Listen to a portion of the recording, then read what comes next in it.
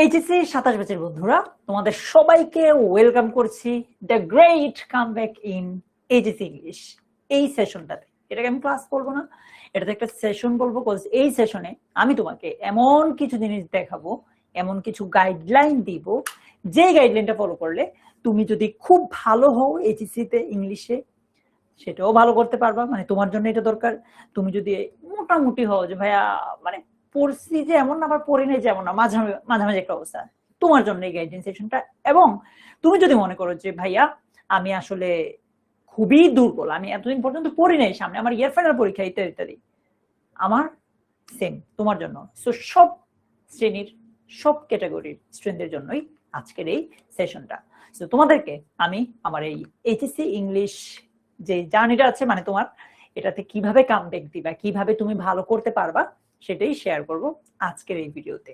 So even একই সাথে আরেকটা কথা বলে নিই, এই ভিডিওতে তুমি জানতে পারবা যে তোমার এখন ইয়ার ফাইনালের জন্য কোন কোন জিনিসগুলো একটু বেশি গুরুত্ব দিয়ে পড়া উচিত, মানে সাজেশন এক কথায় যদি আমি তোমাকে বলি।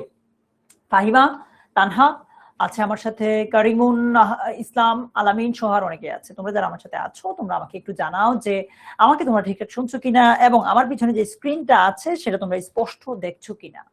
আছে দুলালি, আয়েশা সিদ্দিকা, এনি আছে আমাদের সাথে। ওকে, সবাই যদি যুক্ত হয়ে যাও, আমরা আর 1-2 মিনিটের মধ্যে আমাদের মূল ক্লাসটা শুরু করবো আর কি, কেমন? ঠিক আছে।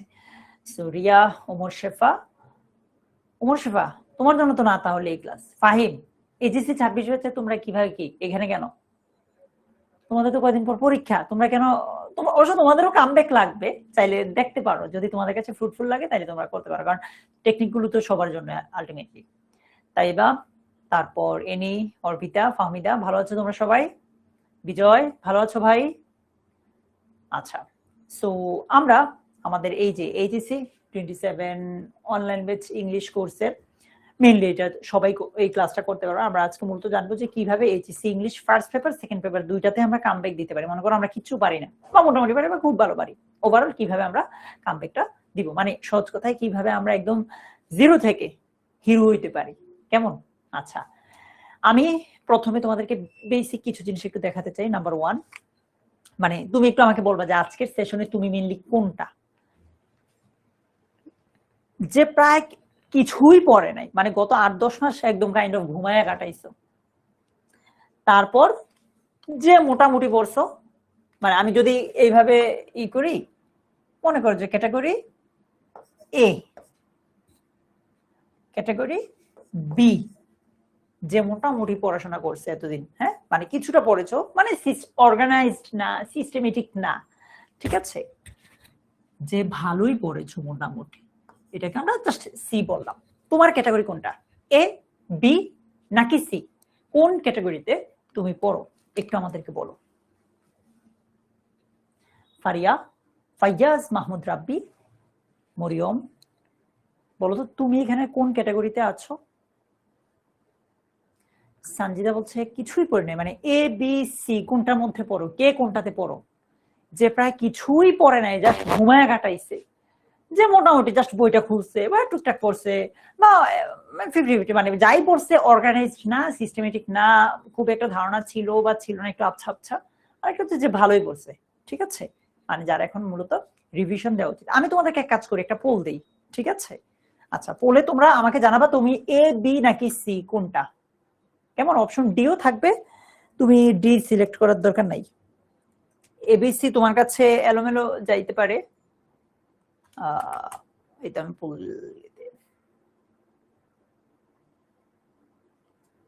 আমি তোমাকে একটা পোল দিচ্ছি, কেমন? আমাকে তোমরা পোলে একটু জানাও যে তোমার বর্তমান সিচুয়েশনটা কেমন।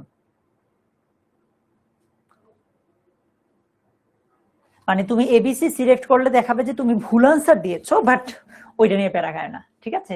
সামিয়া, দুলালি, ফারজু খাতুন, তারপর আরো যারা আছো, কার ক্যাটাগরি কোনটা, কে কোনটাতে পড়ো? বলে জানাও ভাইকে, তাইলে আর কেউ দেখবেও না, ঠিক আছে? আবারও বলছি, আজকের সেশনটা তোমার জন্য অনেক অনেক অনেক বেশি ফ্রুটফুল হবে, এই কারণে তুমি কিছু না পারলেও ইনশাল্লাহ কিভাবে জিরো থেকে হিরো করতে হয় সেটাই তোমাকে আমি এই সেশনে দেখাবো, কেমন? ওকে, এ বি নাকি সি, কোনটাতে পড়ো তুমি? ওকে আমি, কোনো অসুবিধা নেই, আমাকে পোলে জানাও। তোমাকে পোলে আনসার করার পর ভুল দেখাবে, বাট ওইটা তো আর কোনো কুইজ না যে ভুল আনসার দিলে ঝামেলা হবে।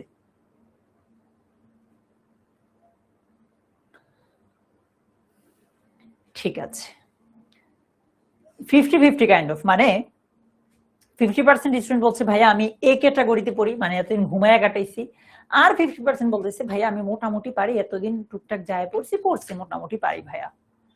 দুই টাইপের স্টুডেন্টই আছে।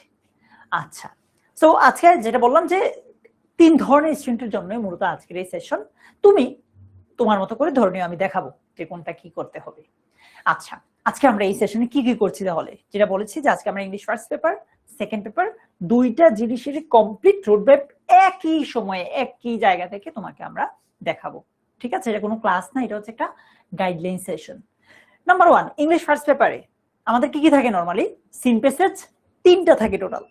প্রথমটা থেকে এমসিকিউ আর শর্ট কোয়েশ্চেন, রাইট? মেন বই থেকে সরাসরি 3টা প্যাসেজ তুলে দেওয়া হয়, তার মধ্যে প্রথমটা থেকে এমসিকিউ আর শর্ট কোয়েশ্চেন, দ্বিতীয়টা থেকে ইনফরমেশন ট্রান্সফার অথবা ফ্লোচার্ট, 3 নম্বরে আরো একটা প্যাসেজ দেওয়া থাকে যেটা থেকে আমাদেরকে সামারির উত্তর করতে হয়। কেমন? তুমি ভালো করে বুঝছো। প্রথমটা থেকে, প্রথম মেন বই থেকে একটা প্যাসেজ দিবে, ওইখান থেকে তোমাকে এমসিকিউ বা শর্ট কোয়েশ্চেন উত্তর করতে হবে। 2 নম্বরে মেন বই থেকে আরো একটা প্যাসেজ দিবে, সেখান থেকে তোমাকে ইনফরমেশন ট্রান্সফার অথবা ফ্লোচার্টের উত্তর করতে হবে। 3 নম্বর মেন বই থেকে আরো একটা প্যাসেজ দিবে, সেখান থেকে তুমি সামারি লিখতে হবে। তুমি যদি কোথাও না বুঝো প্লিজ ভাইরে সরাসরি বলে ফেলবো, ভাই এই জায়গায় বুঝি না, তোমাকে বোঝানোর দায়িত্ব আমার। ঠিক আছে, আচ্ছা। তারপর ক্লোজ টেস্ট উইথ ক্লু থাকবে, উইদাউট ক্লু থাকবে। এরপর রিঅ্যারেঞ্জ থাকবে আর রাইটিং পার্ট থাকবে। রাইটিং পার্টে 5 ধরনের টপিক আছে, আলোচনা করব ডিটেইল। সেকেন্ড পেপারে কি কি থাকে? আর্টিকেল থাকে, প্রিপোজিশন থাকে, স্পেশাল ওয়ার্ডস এন্ড ফ্রেজেস থাকে, কমপ্লিটিং সেন্টেন্স থাকে, right forms of verbs, changing sentence, narration, pronoun reference, modifiers, connectors, punctuation আর রাইটিং পার্ট। তুমি কি তোমার সিলেবাসে কি কি থাকে এটা নিয়ে ক্লিয়ার? অনেকে হয়তো বলতে পারো যে ভাই রাইটিং পার্টে আর কি কি থাকে, সেটাও আমি তোমাকে বলবো একটু পর। আপাতত বেসিক কি ক্লিয়ার যে ইংলিশ ফার্স্ট পেপারে সেকেন্ড পেপারে দুইটাতে কি কি থাকে? Any, Taiyeba, Riya?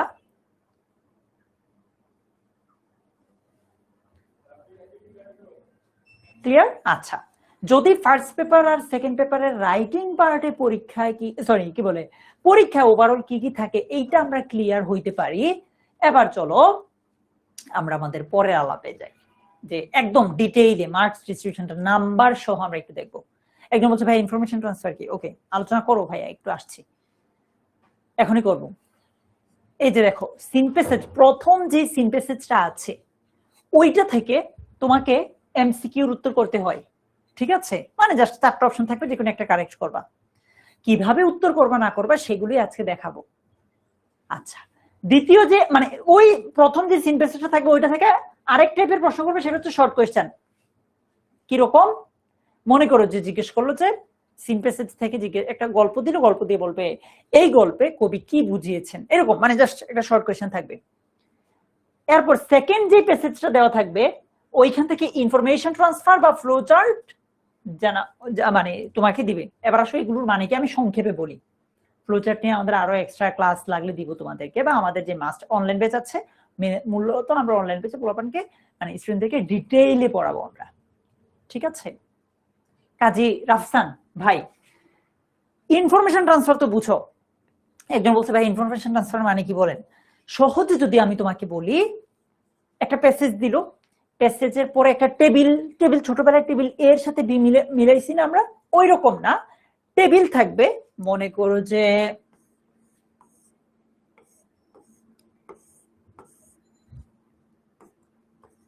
Who, when, হোয়ার। ধরো কবিতাটা প্যাসেজটা হচ্ছে কথার কথা রবীন্দ্রনাথ ঠাকুরকে নিয়ে। ধরো এখানে জিজ্ঞেস করলো শূন্যস্থান দিয়ে বলবে যে ড্যাশ 1855 কলকাতা। প্যাসেজটা কাকে নিয়ে? রবীন্দ্রনাথ ঠাকুরকে। তো এখানে কে কার কথা বলতেছে? রবীন্দ্রনাথ ঠাকুর। যদি জিজ্ঞেস করে যে রবীন্দ্রনাথ ঠাকুর কখন, মানে এই ওয়েনের মধ্যে যদি শূন্যস্থান দেয়, তার মানে ধরো ওইখান থেকে প্যাসেজ থেকে তুমি এখানে লিখবা আর কি যে কখন কাজটা হয়েছে। যদি কোনো জায়গায় নির্দেশ করে তখন হোয়ার হবে। অর্থাৎ সহজ কথায় উপরে তোমাকে একটা বক্স দিবে, বক্স থেকে তোমাকে প্রশ্ন মানে শূন্যস্থান দিবে আর কি, ওই শূন্যস্থানগুলো তুমি প্যাসেজ থেকে পূরণ করবা, ঠিক আছে? আচ্ছা, আর ফ্লো চার্ট কি? ফ্লো চার্ট হচ্ছে একটা প্যাসেজ থেকে ইনফরমেশন নিয়ে এনে মানে আনতে হয়, এনে 6টা বক্স করে সাজাতে হয়, এক এক করে তোমাদেরকে ইনশাল্লাহ দেখাবো আমরা, ঠিক আছে? ফ্লো চার্ট অনেক ইজি, অনেক ইজি। ফ্লো চার্ট নিয়ে আমি তোমাদেরকে বিভিন্ন ভিডিও দিয়েছি, ফ্রি ক্লাস নিয়েছি আমরা, আমাদের অনলাইন বেচে পড়াচ্ছি, অনেক ইজি। বলা বলে ভাই অনেক কঠিন লাগে এসে। হ্যাঁ হ্যাঁ রুবাইদুল, ইনফরমেশন ট্রান্সফার তোমার এসএসসি এইচএসসি তে ছিল। তুফাইল, তোমার ওখানে নেটওয়ার্ক ইস্যু হতে পারে ভাইয়া। আচ্ছা, তুমি আমাকে বুঝতেই হবে। সিনথেসিস 3 তে ভাইয়া একটা সামারি লিখতে হবে, এটা তো তোমরা সহজেই জানো। উইথ ক্লু মানে ওই যে শূন্যস্থান পূরণ করতে হবে বক্স থেকে এনে, তারপর উইদাউট ক্লু যেখানে বক্স থাকবে না, জাস্ট নিজের মতো করে করব। এগুলো সবগুলো কোনটা কিভাবে ভালো করতে হবে আজকে এটাই মূলত আমি জানাবো তোমাদেরকে। তারপর রিয়ারেঞ্জ, রিয়ারেঞ্জ অনেক সহজ, বাট এইচএসসি তে স্টুডেন্টরা প্যারা খায় রিয়ারেঞ্জে। কেন? রিয়ারেঞ্জ এইচএসসি তে কমন আসে না। তারপর প্যারাগ্রাফ রাইটিং পার্টে, ঠিক আছে? এরপর কমপ্লেন স্টোরি, ইনফরমাল লেটার অথবা ইমেল, গ্রাফ চার্ট, আর এটা হচ্ছে থিম। থিমটা যে পোলাপান কত ভয় পায়, কত ভয় পায়, অথচ থিম টপিকটা সবচেয়ে সহজ। একটু লিখলে পরীক্ষায় তোমারে 8 নম্বর দিব, অথচ তুমি প্যারাগ্রাফ লিখতে হয় 2 পৃষ্ঠা 2.5 পৃষ্ঠা 10 নম্বরের মধ্যে, 2.5 পৃষ্ঠা লিখলে তোমার 6 7। আর থিম তুমি যদি মরিয়ম ভাইয়া একটু লিখো, তোমাকে 8-এ 7 দিবে, 6 দিবে, 7.5 দিবে। এত সহজে নাম্বার তুলতে পারবা তোমরা। সো এমসিকিউর জন্য 5 নম্বর, শর্ট কোয়েশ্চেন মানে ছোট প্রশ্নের জন্য 10 number, synthesis two information transfer বা ফ্লো চার্ট যে জিনিসটা আছে এটার জন্য 10 নাম্বার, সামারির জন্য 10 নাম্বার, উইথ ক্লু এর জন্য 5 নম্বর, উইদাউট ক্লু এর জন্য 10 নম্বর, রিয়ারেঞ্জের জন্য 10 নম্বর, প্যারাগ্রাফ 10, আর কমপ্লেন স্টোরি 7, ইনফরমাল লেটার বা ইনফরমাল ইমেল এটার জন্য 5, গ্রাফ চার্টের জন্য পাবা তোমরা 10, আর থিমের জন্য পাবা 8। এগুলোর সাজেশন আজকে আমি দিব, ঠিক আছে? থিম নিয়ে আমি তোমাদেরকে 2টা ভিডিও দিয়েছি, ওইখানে ডিটেইলে দেওয়া আছে। নাম্বার 1-এ আমি বলেছি থিম কিভাবে লিখতে হবে না লিখতে হবে, নাম্বার 2 থিমে আমি তোমাদেরকে ইম্পর্টেন্ট থিমের সাজেশন দিয়ে যাচ্ছেও দিব, সময় থাকলে আজকে আমি এটাও শিখিয়ে দিব যে কিভাবে অ্যাকচুয়ালি থিম লিখতে হবে। আচ্ছা, এবার আসো এক এক করে যে যতগুলো টপিকের কথা এতক্ষণ বললাম সবগুলোতে কিভাবে তুমি ভালো করবে, কেমন? আচ্ছা, সিনথেসিস 1। আচ্ছা, এখানে টাইমটা মূলত দেওয়া আছে, টাইমটা বাদ দিই, নিজের মতো করে পরে আমরা দেখে নিব। বলছে সিনথেসিস 1, এইখানে টোটাল কত নম্বর মনে আছে তো? 15। তার মধ্যে 5 এমসিকিউ, 10 শর্ট কোয়েশ্চেন, ঠিক আছে? আচ্ছা, সো এমসিকিউ যে 5 নম্বর, 5টার জন্য 5 নম্বর, এর মধ্যে কি টাইপের প্রশ্ন বেশি আসে জানো? এইচএসসি তে সবচেয়ে বেশি টাইপ অফ কোয়েশ্চেন আসে হচ্ছে ভোকাবুলারি থেকে, অনেক বেশি প্রশ্ন আসে। এই 5টার মধ্যে 3টাও মানে বিভিন্ন পড়ে দেখা যায় 3টাই ভোকাবুলারি থেকে আসছে, ঠিক আছে? সুমিত, আলটিমেটলি তো ইনফরমেশন ট্রান্সফার যে টেবিলটার কথা বলতেছে ওইটা ইজি, বাট ওইটা তো কম আসে, আসে তো ফ্লো চার্ট।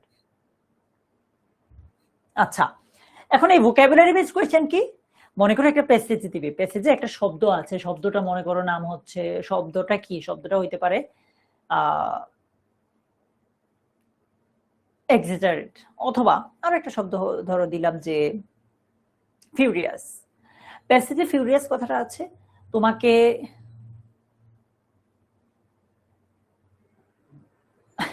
ঠিক আছে রিয়া, ধরো প্যাসেজে ফিউরিয়াস কথাটা আছে, তোমাকে এমসিকিউতে জিজ্ঞেস করবে যে ফিউরিয়াস শব্দটার সিনোনিম কি? অ্যান্টোনিম কম আসে, বাট জিজ্ঞেস করতেও পারে, সিনোনিম বেশি জিজ্ঞেস করে, বা ফিউরিয়াস দ্বারা কি বোঝায়, মানে ফিউরিয়াস অর্থ কি। সো একটা শব্দের সরাসরি তোমাকে ভোকাবুলারি জানতে চাইতে পারে, মানে ওয়ার্ড মিনিং জানতে চাইতে পারে, ঠিক আছে? আচ্ছা, এই যে এরপর গ্রামার রিলেটেড কোয়েশ্চেন খুবই কম আসে, আসলো প্রিপোজিশন থেকে আসে, এটা খুবই কম আসে, বাট মেজরিটি আসে কোত্থেকে বললাম? ভোকাবুলারি থেকে। এরপর এই টাইপের 5টা কোয়েশ্চেনের মধ্যে 3টা ভোকাবুলারি থেকে যদি আসে, বাকি দুইটা আসে এইখান থেকে, ইনফারেন্স। এটা মানে কি, মনে করো একটা প্যাসেজ এরকম যে ঢাকা বাংলাদেশের রাজধানী, এখানে অনেক মানুষের সমাগম, তারপর বললো যে এটা অনেক মানুষ, জায়গার তুলনায় এটাতে অনেক বেশি মানুষ। অন্যদিকে চট্টগ্রাম, এটাকে দ্বিতীয় রাজধানী বা বাণিজ্যিক রাজধানী বলা হয়, কিন্তু তুলনামূলকভাবে ওইখানে জায়গাটা কম। ঠিক আছে, তুলনামূলকভাবে জায়গার তুলনায় ওইখানে মানুষ কম। জায়গা অ্যাকচুয়ালি কোনটা বেশি কম এটা বলে নাই, বলছে জায়গার তুলনায় একটাতে মানুষ বেশি আর একটাতে মানুষ কম। তো প্রশ্ন করলে এরকম, আমি সহজ দিয়ে বুঝেছি, প্রশ্ন করলে এরকম যে কোন শহরের জায়গা সবচেয়ে কম, চট্টগ্রাম, ঢাকা নাকি এরকম কয়েকটা জিজ্ঞেস করলো মনে করো। সো প্যাসেজ মানে এই টাইপের প্রশ্নগুলো সরাসরি প্যাসেজে থাকলে তো সহজ, মানে ইজিলি বাহির করতে পারো, বাট একটু ঘুরে হইলেও থাকে, এটা তোমার খুব একটা প্যারা হবে না। 5টা প্রশ্নের মধ্যে 3টা যদি ভোকাবুলারি বেসড প্রশ্ন হয়, এমসিকিউ হয়, যে 5টা প্রশ্ন দিল তার মধ্যে 3টা ভোকাবুলারি বেসড, ঠিক আছে, এগুলো তোমার জন্য ইজি লাগবে, সরি কঠিন লাগবে একটু। আবার বলতেছি, 3টাই যদি ভোকাবুলারি বেসড হয় এটা তোমার কাছে কঠিন লাগবে। বাট তোমাকে বড় ভাইয়ের জায়গা থেকে আমি একটা পরামর্শ দিচ্ছি, এটা তুমি মনে রাখো, প্রীতি সহ সবাইকে বলছি, আজীবন তোমার কাছে ইংলিশের জার্নিটা ইজি হয়ে যাবে। ইংলিশে ভালো করার একটা হ্যাক যদি আমাকে বলে, যে ভাই আপনি আমাকে একটা সিঙ্গেল টেকনিক বলেন, একটা সিঙ্গেল হ্যাক বলেন, যেটা ফলো করলে আমি নিশ্চিত ইংলিশে ভালো করব, একটা হ্যাক বলবেন শুধু, এর বেশি বলতে পারবেন না। আমি বলবো যে যত বেশি সম্ভব ইংরেজি শব্দের অর্থ জানো, তোমার ভোকাবুলারি ভান্ডারটাকে সমৃদ্ধ করো। ঠিক আছে দুলালি? কেন বললাম, ধরো তুমি যে এখন কথা বলতেছি, আমাদের কি বাংলা কোনো গ্রামার শেখা লাগে? পরীক্ষার জন্য আমরা গ্রামার শিখি, তাই না?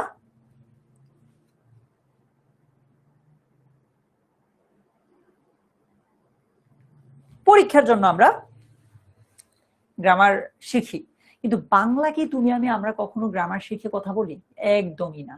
আমরা বাংলাটা মূলত কি মায়ের কাছ থেকে শুনি, বা বাংলায় কেউ মানে এই যে শুনতে শুনতে বা বলতে বলতে আমরা অর্থগুলো বুঝে যাই, ইজিলি আমাদের কাছে এখন বাংলা বলতে পারি, লিখতে পারি, ইত্যাদি ইত্যাদি।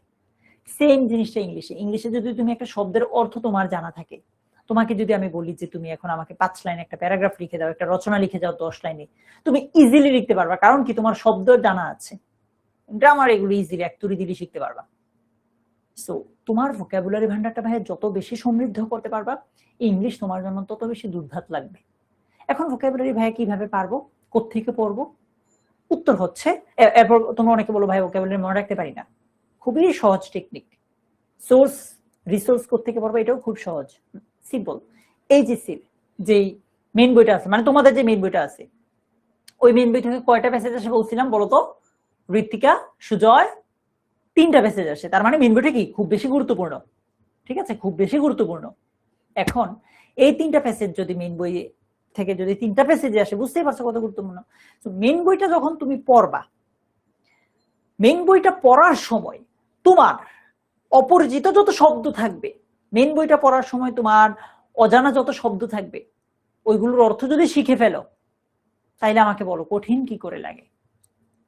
সো মেইন বইয়ের অপরিচিত সব শব্দের অর্থ জানতে পারলে জিনিসটা তোমার কাছে ইজি। এখন এটার জন্য তোমাকে আলাদা কিছু মনেও রাখতে হবে না। কি মজা দেখো, তুমি একটা গল্প পড়তেছো, ধরো আমাদের ইন মেনভিল, অর্থাৎ ওই যে একটা ছোট্ট জেরির গল্পটা পড়তেছো, পড়ার সময় গিয়ে তুমি যখন এই শব্দটা শিখবা, তখন তো তোমার কনটেক্সট জানা থাকবে, এই শব্দের অর্থটা কি তোমার এমনিতে গল্পের ধাঁচে ধাঁচেই মনে থাকবে, তখন আলাদা করে শব্দ শিখতে হবে না। আমি আমার ইংলিশের অনলাইন ব্যাচের যারা আছো এখানে, তোমরা ভালো করে জানো, আমি আমার ইংলিশের সবগুলো ক্লাসে ফার্স্ট পেপারের অপরিচিত যত শব্দ থাকে সেগুলো মার্ক করে আনি, যে শব্দগুলো কঠিন, যে শব্দগুলো একটু ইম্পর্টেন্ট, এগুলো আমি ইয়েলো কালার মার্ক করে আনি, যাতে তোমার জন্য এগুলো সুবিধা হয়। সো একটু সামারি যদি করি, সংক্ষেপে যদি বলি, তুমি ভোকাবুলারি শিখতে পারলে তোমার ইংলিশে আর কিচ্ছু লাগবে না। আর এটা শিখতে হবে কোত্থেকে? ইংলিশ ফার্স্ট পেপার বইয়ে। ফার্স্ট পেপারের প্রত্যেকটা প্যাসেজ পড়ার সময় অপরিচিত যত শব্দ থাকবে এগুলো শিখে ফেলবো, আর কিচ্ছু লাগবে না। বই মেইন বইটারে তুমি দাগায় শেষ করে ফেলো, একটুও সাদা অংশ যাতে না থাকে, এমনি দাগাও, কোনো অসুবিধা নাই। ঠিক আছে অর্পিতা, ব্যাপার না আছি আমরা। এন্ড এই ভোকাবুলারি থেকে সবচেয়ে বেশি প্রশ্ন আসবে, সেকেন্ড বেশি প্রশ্ন আসবে ইনফারেন্স টাইপের, অর্থাৎ প্যাসেজ থেকে প্রশ্ন করবে আর কি, ডিরেক্টলি হোক ইনডিরেক্টলি হোক। ট্রু ফলস এটা তোমাদের খুব একটা আসে না। আচ্ছা, এই টেকনিকটা একটু মাথায় রাখতে পারো। মনে করো যে এমন যদি হয় যে একটা প্রশ্ন দিল তোমাদেরকে পরীক্ষায়, তুমি একটু কনফিউজ উত্তর কি হবে, তখন তুমি ইলিমিনেট করা শুরু করো। ইলিমিনেট মানে কি ফারিয়া? ইলিমিনেট মানে হচ্ছে হ্রাস করা, কমানো। 4টা অপশনের মধ্যে তুমি বাদ দেওয়া শুরু করবে। আচ্ছা, অপশন মনে করো যে বাংলাদেশের রাজধানী কি, বললো যে চট্টগ্রাম, ঢাকা, তারপর দিল্লি, ইসলামাবাদ। অপশন বাদ দেওয়া শুরু করো। তুমি ধরো জানো না, নাম্বার 1 দিল্লি, এটা বাংলাদেশে না, বাদ। নাম্বার 2 ইসলামাবাদ, এটাও বাংলাদেশে না, ধরো বাদ। মানে দুইটা প্রশ্ন, দুইটা অপশন খুবই অযৌক্তিক হবে। দুইটা অপশন তোমার কাছে লাগবে, মানে 4টা এমসি। তোমরা তো বাংলা আরো ভালো পারবা, যে তোমরা যখন সৃজনশীল প্রশ্নের উত্তর করো 4টার মধ্যে 2টা অপশন খুবই মানে আন্দাজি দেয়, ওই 2টা এমনিতেই বাদ দাও। ঝামেলা থাকে কোনটায়? একটার সাথে আরেকটা কনফিউশন, মানে উত্তরের সাথে আর একটা অপশনের সবচেয়ে বেশি গ্যাঞ্জাম হয়ে যাবে। এটাও মনে হচ্ছে, এটাও মনে হচ্ছে। তো তুমি প্রশ্ন ইলিমিনেট করতে শুরু করো, ঠিক আছে? আস্তে আস্তে যদি তুমি বাদ দিতে থাকো, 3টা বাদ দিতে পারলে একটা তো কারেক্ট এমনিতেই হবে, ঠিক আছে? সো প্রশ্ন ইলিমিনেট করাটা শিখতে হবে আমাদেরকে, এন্ড এটা তোমাকে এডমিশন টেস্টে অনেক বেশি আগায় রাখবে। আচ্ছা, তাহলে এইখানে ভোকাবুলারিতে ভালো করার জন্য যে 3টা টেকনিক বললাম, এটাই সবচেয়ে বেশি মাথায় রাখবা। ভোকাবুলারি, তারপর প্যাসেজ, আর টেকনিকটা যেটা বললাম। এবার হচ্ছে শর্ট কোয়েশ্চেন। তোমাদের একটা আজকে ভাইয়া তোমাদেরকে হালকা বকা দেব, কারণ তোমরা একটু ফাঁকিবাজ, তোমাদেরকে একটু বকাও দিতে চাই, ঠিক আছে? পাপিয়া 3টা প্যাসেজ মিন বই থেকে যে কোনো প্যাসেজ আসতে পারে, আজকে আমি তোমাদেরকে সেগুলোর প্যাসেজের সাজেশন দেব। আজকে আমি চেষ্টা করবো রাইটিং পার্টের সাজেশনটা দিতে। আরে সিয়াম, 3টা প্যাসেজের নাম না তো বাবা, মিন বই থেকে যে কোনো 3টা প্যাসেজ দিবে, তার মধ্যে প্রথম প্যাসেজ থেকে এমসিকিউ আর শর্ট কোয়েশ্চেন দিবে। আচ্ছা, যেটা বলছিলাম, তোমাদের একটা খুবই খারাপ অভ্যাস হচ্ছে, আমি তোমার বড় ভাই, এই জন্য তোমাকে এইভাবে বলতেছি, তোমার খুবই খারাপ একটা অভ্যাস হচ্ছে, তুমি একটা প্যাসেজ পড়ার পর, নাম্বার 1 তুমি অনলাইনে ক্লাস করো, আমাদের ক্লাসগুলোই করো, ধরো করার পর বাসায় পড়ো না। যারা বাসায় পড়ো, বাসায় পড়ার পর তুমি প্র্যাকটিস করো না। যারা প্র্যাকটিস করো তারা সর্বোচ্চ এমসিকিউটা প্র্যাকটিস করো। কিছু স্টুডেন্ট আছে যারা শর্ট কোয়েশ্চেনও প্র্যাকটিস করে, বাট মেজরিটি শর্ট কোয়েশ্চেন গুলো প্র্যাকটিস করে না, কারণ এটা ভালো লাগে না, ও উত্তর করতে পারে না। ভাই তুমি যদি মানে একটা জিনিস মনে রাখবা, তোমার পড়াশোনার ক্ষেত্রে যে জিনিসটা সবচেয়ে খারাপ লাগবে, তোমার ভালো লাগবে না, তুমি ওইটাই সবচেয়ে বেশি টাইম দিবা। কারণ কি, তোমার সহজ জিনিস পড়তে ভালো লাগে, মজা লাগে, দ্যাট মিনস এটা তো তোমার পড়ে সময় নষ্ট করে লাভ নাই, তাই না? এই যে একজন বলছে ভাইয়া শর্ট কোয়েশ্চেনে 0 নাম্বার পাই। তো আমি তোমাদেরকে বলবো যে তোমরা এমসিকিউতে যতটা না সময় দাও, তার দ্বিগুণ সময় শর্ট কোয়েশ্চেনে দাও। কি করতে হবে? শর্ট কোয়েশ্চেনের ক্ষেত্রে আমি তোমাকে টেকনিক ফলো করা মানে বলবো, এটা ফলো করো। তার আগে এখানে কি লেখা আছে একটু দেখি। বলছে সবসময় ফুল সেন্টেন্সে লেখো, ফ্র্যাগমেন্ট লিখলে মার্কস যাবে। আচ্ছা, আমি সহজে তোমাকে বলি, ধরো পরীক্ষা আসলো যে হোয়াট ইজ ইউর নেম, আমি একদম সহজ সহজ বলতেছি। পরীক্ষা আসলো যে হোয়াট ইজ ইউর নেম, তুমি বললা যে মাহিয়া, প্রত্যাশা, কারিমুন, শুধু একটু বললা, নামটাই জাস্ট বললা যে প্রত্যাশা। না, তুমি এভাবে লিখো মাই নেম ইজ প্রত্যাশা, মানে পুরো বাক্যটা লিখো, একটু লিখো না, ঠিক আছে? আচ্ছা, তারপর প্যাসেজের যে লাইনগুলো আছে, মনে করো যে প্যাসেজে যে বলা হলো যে এরকম যে a girl named প্রত্যাশা, ইতে এরকম। সো প্যাসেজ থেকে এই নেম কথাটা প্যাসেজ থেকে নাও, অর্থাৎ কয়েকটা শব্দ প্যাসেজ থেকে নাও, বাট হুবহু প্যাসেজের লাইন তুলে দিও না আবার, ঠিক আছে? হুবহু প্যাসেজের লাইন আবার তুলে দিও না। সো বলছে প্যাসেজের কি ফ্রেজেস তুলে নেই নিজের সেন্টেন্সে বসাও, মানে নিজের মতো নাও, বাট প্যাসেজ থেকে টুকটাক নাও। এরপর বলে যে ভাই কত দূর লিখবো, 2-3টা সেন্টেন্সে লিখলেও হবে, হ্যাঁ, বেশি লিখতে হবে না, মানে ম্যান্ডেটরি না, 2-3টা সেন্টেন্সেই তুমি লিখলে হবে, আর কিছু লাগবে না। রেফারেন্স ওয়ার্ড, আচ্ছা এটা এটা তোমরা করো না, এটা বলার দরকার নাই। এই যে অ্যাভয়েড কপিং, এটার কথাই বলছি যে প্যাসেজ থেকে কপি করবা না, বরং নিজের ভাষায় প্যারাফ্রেজ করবা। প্যাসেজ থেকে কিছু কপি করবা না, নিজের ভাষায় লিখবা, দ্যাটস ইট, ঠিক আছে? আচ্ছা, তো আমি কি বুঝাতে পারলাম কি করতে হবে? এবার আসো শর্ট কোয়েশ্চেনে ভালো করবা কি করে। আবারও বলতেছি, শর্ট কোয়েশ্চেন পড়তে তোমার সবচেয়ে খারাপ লাগবে, বাট এই টপিকটা তোমার খারাপ লাগলেও তুমি প্লিজ বেশি বেশি প্র্যাকটিস করবা, এটাতে প্র্যাকটিসের বিকল্প নাই। এখন কি করতে হবে, সবার আগে তুমি একটা প্যাসেজ পড়লাম, মনে করো আমি তোমার মেইন বইয়ের সবচেয়ে ইম্পর্টেন্ট একটা প্যাসেজের নাম যদি বলি, রিলেশনশিপ নামে একটা লেসন আছে, হিউম্যান রিলেশনশিপ টাইপের, যেখানে এরিস্টটলের কথা বলছে। এটার নামটা কি কারো মনে আছে? এরিস্টটলের যে পার্টটুকু আছে, মানে এভাবে বলছিল না যে বাই নেচার মানুষ হচ্ছে সামাজিক জীব, ফ্যামিলি রিলেশনশিপ বা এরকম কিছু একটা। এই লেসনটার নাম কি কারো মনে আছে? দেখি ব্রিলিয়ান্ট স্টুডেন্ট কেউ আছো কিনা। ইসরাত, এটার গাইডলাইন দিচ্ছি। ওই লেসনটার নামটা কি বলতো, যেটার কথা বলতেছি? মেন বইয়ের সবচেয়ে বেশি ইম্পর্টেন্ট লেসন এটা। তোমাদের কারো না কারো ফাইনাল পরীক্ষা আসবে দেখো। অর্পিতা, আমাদের ইংলিশ 2.0, হ্যাঁ ইউনিট 8 রিলেশনশিপ, ওই লেসনটার নাম কি? আমাদের ইংলিশ 2.0 কোর্সটা শুরু হবে জুন মাসে, বাট এখন যদি সম্ভব হয়, তোমরা যারা আগের কোর্সে ছিল না, যারা ভর্তি হতে যাচ্ছ তারা ভর্তি হয়ে যেতে পারো। কারণটা হচ্ছে তোমরা ইংলিশ 1.0 কোর্সের ক্লাসগুলো পাবা, সো এইগুলো এখন থেকে করে ফেললে অন্যদের থেকে আগে থাকবা। লেসনের নামও রিলেশনশিপ, একজন বলে হিউম্যান রাইটস, আন্দাজে হইতেছে ফ্যামিলি রিলেশনশিপ। আল্লাহ, পড়াশোনার খুবই বাজে অবস্থা তোমাদের, খুবই খারাপ অবস্থা তোমাদের পড়াশোনার। আচ্ছা, না হিউম্যান রাইটস না, ফ্যামিলি রিলেশনশিপ। অথবা ধরো ইউনিট 6, আচ্ছা ইউনিট 6 এর, হ্যাঁ ইউনিট 6 এর লেসন 1 খুব ইম্পর্টেন্ট, ওইখানে ড্রিম আছে। বা ইউনিট 2 ফোক মিউজিক খুবই ইম্পর্টেন্ট। মনে করো তুমি আজকে ফোক মিউজিক পড়লা, ঠিক আছে? ফোক মিউজিক পড়ার পর তুমি এখান থেকে এমসিকিউ তো প্র্যাকটিস করবে, এমসিকিউ তো না মানে সরাসরি প্রশ্নে দেওয়া থাকবে। শর্ট কোয়েশ্চেন যেগুলো আছে ওইগুলো যখন তুমি পড়বা, মানে পড়বা বলতে লিখবা, নিজে লিখবা, কিভাবে করবা এটা আমি তোমাকে এখন দেখাবো। মনে করো একটা প্রশ্ন, ফোক মিউজিক থেকে তুমি একটা প্রশ্ন দিলে, আমাদের মাস্টার বুকে আছে, ওই প্রশ্নটার প্রথমে তো প্রশ্নটা নিলা, তারপর উত্তরটা তুমি তোমার মতো করে লিখবা, নিজেরা ফাঁকি দিও না প্লিজ, দুনিয়াতে নিজেরা ফাঁকি দেওয়া সবচেয়ে বড় ফাঁকি। এই প্রশ্ন তো তুমি তোমার মতো লিখবা।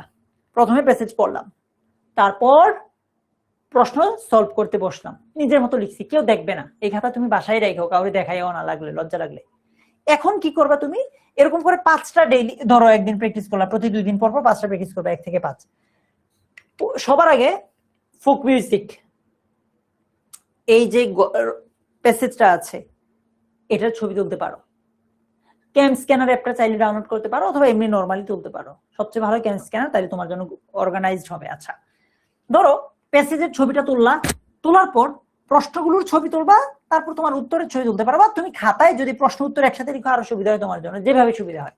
প্যাসেজ প্লাস প্রশ্ন উত্তরের ছবি তুলবা, ছবি তুলে তুমি জেমিনাইরে দিবা, ঠিক আছে? যেটা একদম, চ্যাট জিপিটি কেন বলি না, চ্যাট জিপিটি বেশি নিতে পারে না, মানে হচ্ছে ফ্রি খুব একটা ইউজ করা যায় না, জেমিনাই আনলিমিটেড ইউজ করতে পারবা। তুমি জেমিনাইকে দিবা, দিয়ে বলবা বাংলায় লেখো যে আমি এখানে কিছু প্রশ্নের উত্তর নিজে লেখার চেষ্টা করেছি, এখানে দেওয়া প্যাসেজটার ভিত্তিতে। এখান থেকে তুমি আমাকে আমার যে ভুলগুলো আছে, গ্রামাটিক্যাল মিস্টেক যেগুলো আছে, বা ওভারঅল যে সেন্টেন্স স্ট্রাকচার আমার ভুলগুলো আছে, এগুলো ধরে দাও, মানে ধরায় দাও, ফিডব্যাক দাও। ও দেখবে তোমাকে একদম প্রত্যেকটা স্টেপ বাই স্টেপ তোমাকে ফিডব্যাক দিবে। তুমি যদি, আমি আজকে তোমাকে এই ক্লাসে দাঁড়ায় বলতেছি, তুমি আমাদের কোর্সে ভর্তি হতে হবে না, তুমি জাস্ট আমার কথা শোনো। তুমি যদি এইভাবে মানে প্রতি উইকে 3 দিন প্র্যাকটিস করো, একদিন গ্যাপ দিয়ে, ট্রাস্ট মি ভাইয়া, তোমাকে শুধু ইংলিশ এই যে শর্ট কোয়েশ্চেনে ভালো হবা তুমি এমন না, তুমি রাইটিং পার্টও মুখস্থ করতে হবে না। এন্ড এটা তুমি একটা সময় গিয়ে আফসোস করো যদি এটা না করো। তুমি আজকে এই ক্লাসে এসেছো, দ্যাট মিনস তোমার মাঝে মানে মিনিমাম ইচ্ছা আছে ভালো করার। আমি চাই যে এটা কাজে লাগাও। আমি বলি না তুমি প্রত্যেকদিন পড়তে হবে, 3 দিন পড়ো, সপ্তাহে 3 দিনে তুমি 3টা করেই প্র্যাকটিস করো, 3 দিনে 3টা করে প্র্যাকটিস করো, 9টা হবে, আর কিছু লাগবে না, যাও 9টাই আমাকে দাও। কি করবা, একটা প্যাসেজ পড়বা, প্যাসেজ পড়ে ওইটা থেকে 5টা প্রশ্ন উত্তর সলভ করবা। আমাদের মাস্টার বুক আছে, আমাদের লেকচার শিট আছে, ওই প্যাসেজে যে তুমি প্রশ্ন উত্তর সলভ করবা, মানে প্যাসেজ সহ ওইগুলো ছবি তুলে জেমিনাইকে দাও, দিলেই হবে, আর কিছু লাগবে না। ঠিক আছে? হ্যাঁ, 2.0 কোর্সে আমরা একদম ফার্স্ট থেকে পড়ো। আমি তোমাদেরকে জাস্ট একটু এখন দেখাতে চাচ্ছিলাম না, বাট তাও কোয়েশ্চেন আসতেছে যেহেতু আমি তোমাদেরকে একটু দেখাতে চাই যে 2.0 কোর্সটা কিভাবে ডিজাইন করা হয়েছে। আমার এখানে অবশ্য কিবোর্ড নাই, আমি দেখি এইভাবে ম্যানুয়ালি খুঁজে পাই কিনা। আমি তোমাদের কাছ থেকে 1 মিনিট টাইম নিচ্ছি। হ্যাঁ, 1 মিনিট জাস্ট টাইম নিব আমি। তোমরা এইচএসসি 27 ঢোকার পরে এইচএসসি 27 জিনিসটা আসছে। এইচএসসি 27 এইখানে হচ্ছে বাংলা, ইংলিশ, আইসিটি তিনটাই কিনতে পারো, অত দরকার নাই। যদি তুমি মানে চাও আর কি বাংলা, ইংলিশ, আইসিটি তিনটাই নিতে পারো, অথবা ধরো তুমি চাচ্ছ যে শুধু ইংলিশটাই কিনবা, এই যেটাতে ক্লিক করলাম। আচ্ছা, এই যে ইংলিশ 2.0, এইখানে মূলত তোমাকে আমরা এই বছর ইংলিশ 1.0 এর যত রেকর্ডেড মানে ক্লাস আছে সেগুলো দিয়ে দিব। সেই জন্য আমি বলি ক্লাসটা জুন মাসে শুরু হলেও তোমাদের সবচেয়ে বেটার হয় তোমরা যদি এখন কোর্সটা এনরোল করে মানে এই ক্লাসগুলো করে ফেলো, তোমার যে কোনো মানে তোমার জন্য সবচেয়ে সুবিধা হবে। আচ্ছা, টিচার হিসেবে তো আমরা এই যে 4 জন আছে, আমি আছি, মঞ্জুরিন আপু আছে, পারভেজ গাজী আছে, আর সিফাত ভাই আছে। ওকে, এখন কোর্সটা কিভাবে কিনবো? এগিয়ে যান বাটনে যাব, প্রোমো কোড যোগ করুন, গেলাম। এইখানে তুমি লিখবা দুর্জয় এইচএসসি 27। আমি এখানে লিখতে পারতেছি না, মানে আমার কিবোর্ড কাজ করে। তো দেখো দুর্জয়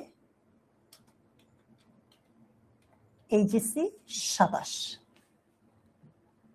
750 টাকা, মানে 2250 টাকা হয়েছে। সো কিনতে পারো এইভাবে। হ্যাঁ, চলো আমরা পড়ায় ফিরে যাই। যারা 1.0 তে ছিল তোমরা 2.0 তে থাক, মানে তোমাদের ইচ্ছা, আসলে সেম জিনিসই আমরা পড়াবো। ঠিক আছে? হ্যাঁ, আর যারা বিএ 1. মানে 1.0 তে যারা আছো, ইংলিশ 1.0 তে যারা আছো, তোমাদের জন্য তো 50% ছাড় আছে, এটা তোমরা একটু কল করে নিতে হবে। আচ্ছা, এবার আসো সিনথেসিস 2। সিনথেসিস 2 থেকে কি টাইপের প্রশ্ন হয় বলো তো? সিনথেসিস 2 থেকে প্রশ্ন আসে ইনফরমেশন ট্রান্সফার আর ফ্লো চার্ট, দুইটার কোন একটা আসবে। ইনফরমেশন ট্রান্সফার মানে হচ্ছে উপরে একটা প্যাসেজ দিবে, প্যাসেজ দিয়ে নিচে একটা টেবিলে শূন্যস্থান থাকবে, ওই শূন্যস্থানগুলো তুমি প্যাসেজ থেকে পূরণ করতে হবে। এটা সহজ, একদমই সহজ। এটা অ্যাকচুয়ালি বলতেছি সহজ, বললো না আর দুজনে তো সব বলে সহজ না, এটা আসলেও সহজ। বলছে জাস্ট রো বা কলামের হেডিংটা দেখতে হবে। মানে ধরো আমি তোমাদেরকে বলছিলাম কিছুক্ষণ আগে, ধরো প্যাসেজটা কাজী নজরুলকে নিয়ে, উপরে লেখা থাকবে হু, এখানে থাকবে হোয়াট, ধরো এখানে থাকলো হোয়েন বা কখন। তুমি হু যে জিনিসটা আছে এটার সোজা যেগুলো লিখবে এগুলো তো ব্যক্তির নামে লিখতে হবে, কোন একটা ব্যক্তির নাম, কাজী নজরুল হোক বা যে যার নামে প্যাসেজটা থাকে। হোয়েন মানে কখন, এইটার সোজা যে উত্তরগুলো হবে এগুলো তো শুধু সালগুলাই থাকবে, কোন একটা ঘটনা ঘটলে এটা সোজা এগুলো থাকবে। সো মানে জাস্ট এই হেডিংটা দেখলেই হবে, তুমি ইজিলি বুঝবা। আমরা ইনশাআল্লাহ অনলাইন বেসে এগুলো প্র্যাকটিস করাবো। তো তুমি এই প্রথমে হেডিংটা দেখবা, দেন প্যাসেজে গিয়ে সেই ইনফরমেশনটা খুঁজে বের করার ট্রাই করবা। এরপর যে ওয়ার্ডটা আছে এটা বসাইতে পারো, বা একাধিক শব্দ থাকলে সেগুলো বসাইতে পারো, গ্রামার কারেক্ট রাখলেই হবে। ঠিক আছে? সিভিক্সের তো বোধহয় না, আমি শিওর না ভাই, সিভিক্সের আমি বলতে পারছি না। না অদিতি লাগবে না, তোমার লাগবে না ভাইয়া। আর ফ্লোচার্ট কি? ফ্লোচার্ট তোমরা অনেক বেশি প্যারা খাও, অথচ এটা খুবই সহজ। ফ্লোচার্ট জিনিসটা আমি তোমাকে বুঝায় বলি। সেম একটা প্যাসেজ দেওয়া থাকলো, একটা প্যাসেজ ধরো তোমাকে দিল পরীক্ষায়, দেওয়ার পর প্যাসেজে মনে করো প্যাসেজে ফোক মিউজিক বা লোকসঙ্গীত নিয়ে আছে, মিলন হবে কত দিনে বা এরকম যে লোকসঙ্গীত গুলো আছে। প্যাসেজে ধরো নুসরাত একটা মানে প্যাসেজটা লোকসঙ্গীত নিয়ে, ওইখানে লোকসঙ্গীত কি, কাকে বলে, কারা এগুলো রচনা করে, এটার বৈশিষ্ট্য কি, এরকম অনেক ইনফরমেশন। ঠিক আছে? এখন প্যাসেজে এবার ফ্লোচার্ট, প্যাসেজটা তো এখানে গেল। ফ্লোচার্টে পরীক্ষায় কি করবে তোমাকে আমি বলি, ফ্লোচার্টের ক্ষেত্রে পরীক্ষায় তোমাকে বলে দিবে যে তুমি লোকসঙ্গীতের ক্যারেক্টারিস্টিক্স বা বৈশিষ্ট্য নিয়ে কি করো, একটা ফ্লোচার্ট বানাও। লোকসঙ্গীতের বৈশিষ্ট্য নিয়ে তুমি ফ্লোচার্ট বানাও প্যাসেজ থেকে। তো ওইখানে পরীক্ষা অলরেডি একটা দেওয়া থাকবে, একটা উত্তর পরীক্ষায় দেওয়া থাকবে, তোমাকে আরো 5টা নিচ থেকে বানিয়ে লিখতে হবে, আর কিছু না। লোকসঙ্গীতের আরো 5টা তুমি নিচ থেকে বানায় লিখবা বৈশিষ্ট্য, প্যাসেজ থেকে আর কি, প্যাসেজ থেকে, আর কিছু না। কেমন? আচ্ছা, তো এটা এই যে একদম তুমি জাস্ট এগুলোর বেসিক কিছু নিয়ম আছে। আজকে যেহেতু ফ্লোচার্টের ক্লাস না, ওইটা নিয়ে আলাদা আমরা ক্লাস দেই। সো আজকে যেহেতু ফ্লোচার্টের ক্লাস না, ওইটা নিয়ে আমি ডিটেইলে কথা বলছি না। কেমন? হ্যাঁ, ফ্লোচার্ট নিয়ে তুমি ইউটিউবেও আমার ফ্রি ক্লাস পাবা, আমাদের ফ্রি ক্লাস পাবো, এগুলো করতে পারো। জাস্ট ফ্লোচার্ট 9 দুর্জয় লিখে সার্চ দিলেই হবে। হ্যাঁ, আচ্ছা, এবার আসো 3 নাম্বার যে প্যাসেজটা থাকবে সেটা হচ্ছে সামারি, রাইট?